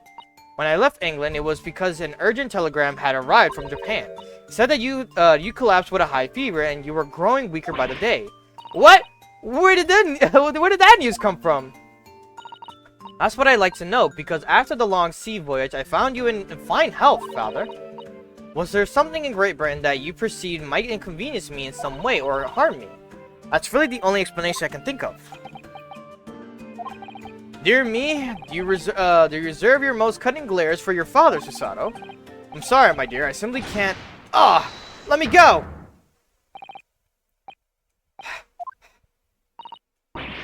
Menimamo-san!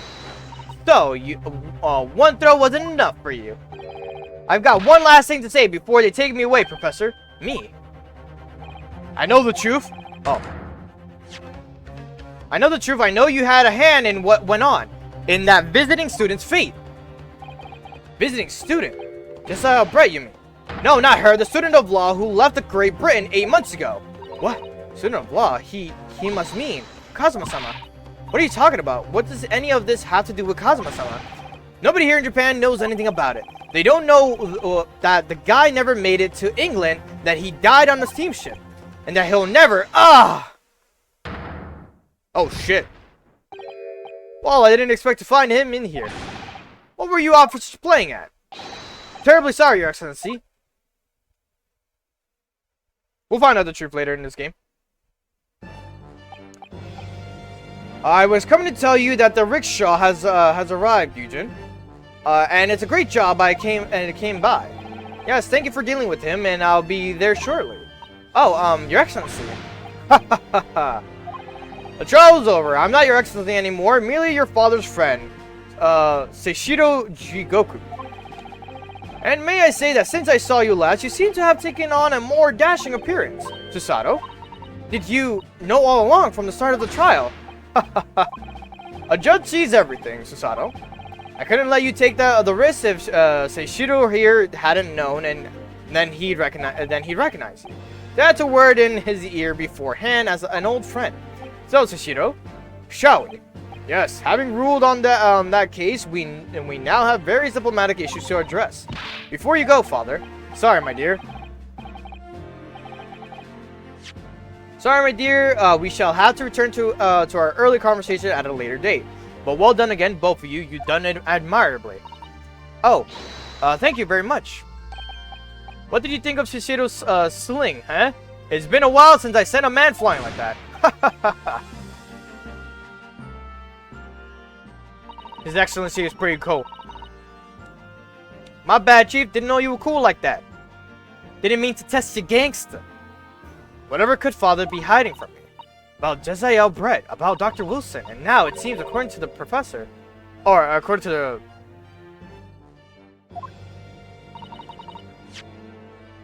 the reporter about Kazuma-san, I'm going to have to bring this up with Father sometime, when nobody else is around.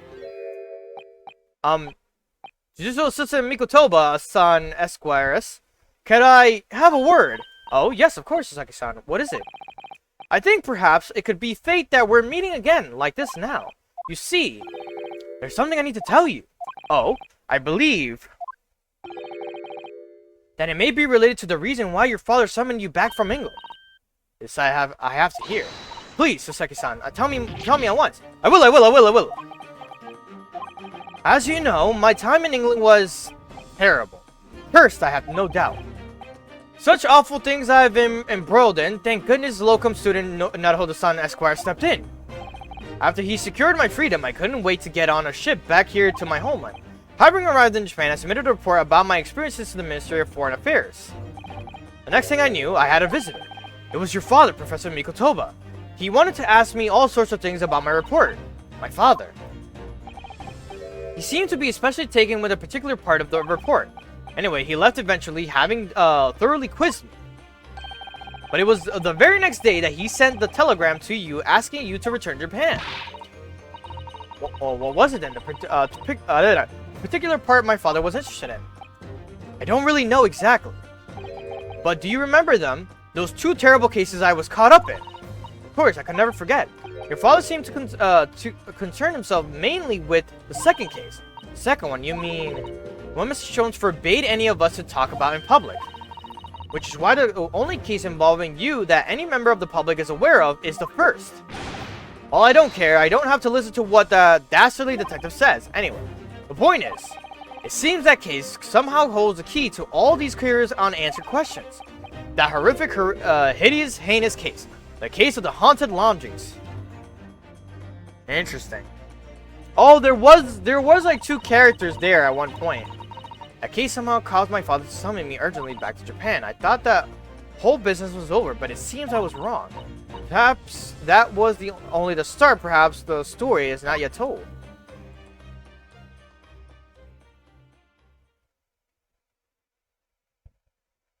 Oh God, my eyes.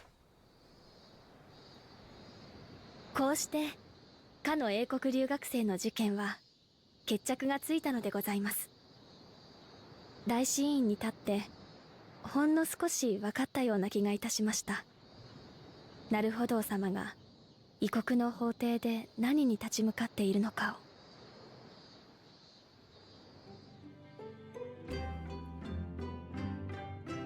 今日はもう一つお知らせしたいことがあって筆を取りました。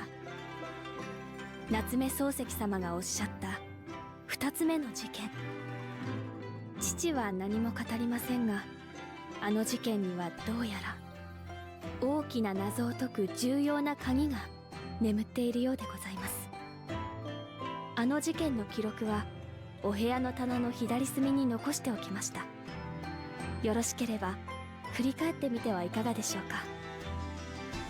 日本はいよいよ夏の盛り、今日も抜けるような青空でございます。なるほど様、もう一度お会いしたく存じます。スサト。I personally hope that they end up together. It might not end like that for this game, but I hope that like somewhere, like canonically, like they ended up together, and you know, the lineage lives on.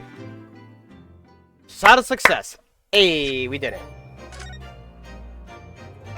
Ah man, what a great time. I love this. I'm glad again I'm pacing it.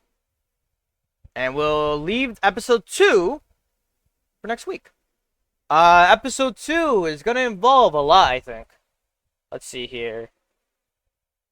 Yeah, we got an investigation, a trial, another investigation, and 2 parts of a trial. That's 5 parts in total. Am I gonna do 1 individually each? Depends. Honestly, if it was today that we started on investigation and trial, I probably would have gone for a longer stream, like 3 hours too. To make it like a nice fill, and then maybe investigation part 2 would have been like a 1-parter, and then trial part 2 and 3 would be a whole parter. It depends how the situation really unfolds, but we'll see how it goes next week. But to be honest, my goal overall is to really have this game end in September and just have a whole roundabout thing about like how like we started in September 2 years ago. Yeah, I think I started in 2023 September for the first Phoenix Wright game. And then just going into like this portion of like where we're at. I think it would really be such a weird not poetic. Like I'm trying to word it, but I can't word it correctly of what the saying is. But I think it'll be like very symbolic, maybe is what I'm looking for. Just like we started in September, it took 2 years, and we're now at the end of September, or we got to the September once again on the final game. And it's like, damn, that's some real shit, like some cool, weird, interceptive shit. Like I don't know. But it's so crazy because I'm like thinking about it, I'm like 1, 2, and 3. Right? So September, let's say, okay, it went from September to October, maybe, right? For like first game. Then October, no, hold up. September, skipping over October because that was spooky month. Then going into November, so that's where it probably finished. So that's like 3 months right there for the first game. And then we went December, January, February maybe, so that's another 3. And then I maybe took a break. I'm trying to figure out when I took my break for, because there was a break timing when I did the streams for the Phoenix Wright series. I went 1, 2, 3, then I did the Miles Edgeworth games, then I went, yes, I remember the Miles Edgeworth games. I did take a break, I think, between 3 and into Miles Edgeworth. And it started again in September, I think. And that was before I got my new computer set up. I think. No, that doesn't make sense. My new computer setup came in... Oh, dude, when did I stream? Wait, we're in 2025. No, it's making me less... It's making it even worse of, like, when I started. Did I start in 2022? I don't even remember. I'll figure it out on my own time. But again, like I said, I wanted to end in September just to make it like really like we started it in September and like 2 to 3 years. I think 3 years now. I'm saying I started in 2022. 3 years later, we're here to where we stopped in September again, and this whole franchise of the Ace Attorney series is done. I'm kind of gonna miss it. It's weird, but I'm gonna be like, damn, like I really went through it. But then we should be back to our regular schedule of like 3 games per like, you know, the week. Wednesday, hear me out. The reason I'm doing a Wednesday stream is just because I really want to finish off the Great Ace Attorney. 100 Line came in a weird placement where it was like, oh man, 100 Line, I really want to do that for streaming. I was like, fuck, but I don't want to stop my Pokemon stuff.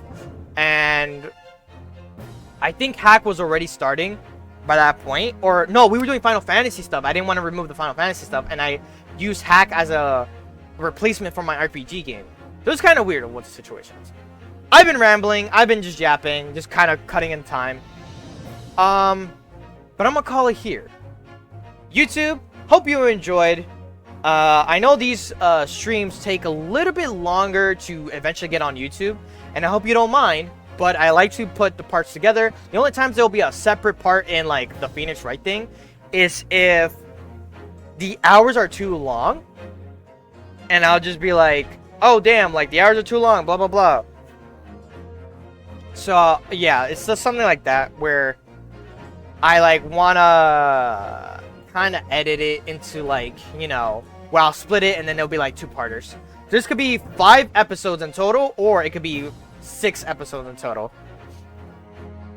We'll see how it goes. But I'm gonna call it here. Anyone on Twitch who's watching, lurking, vibing, all that stuff, I appreciate any type of support you guys give me here. Hope you enjoyed. YouTube, if you watch all the way to this whole VOD with 2 parts, I hope you enjoyed. On that, I'm gonna call it a stream, and I'll talk to you guys tomorrow for some Hack. Bye. Shana.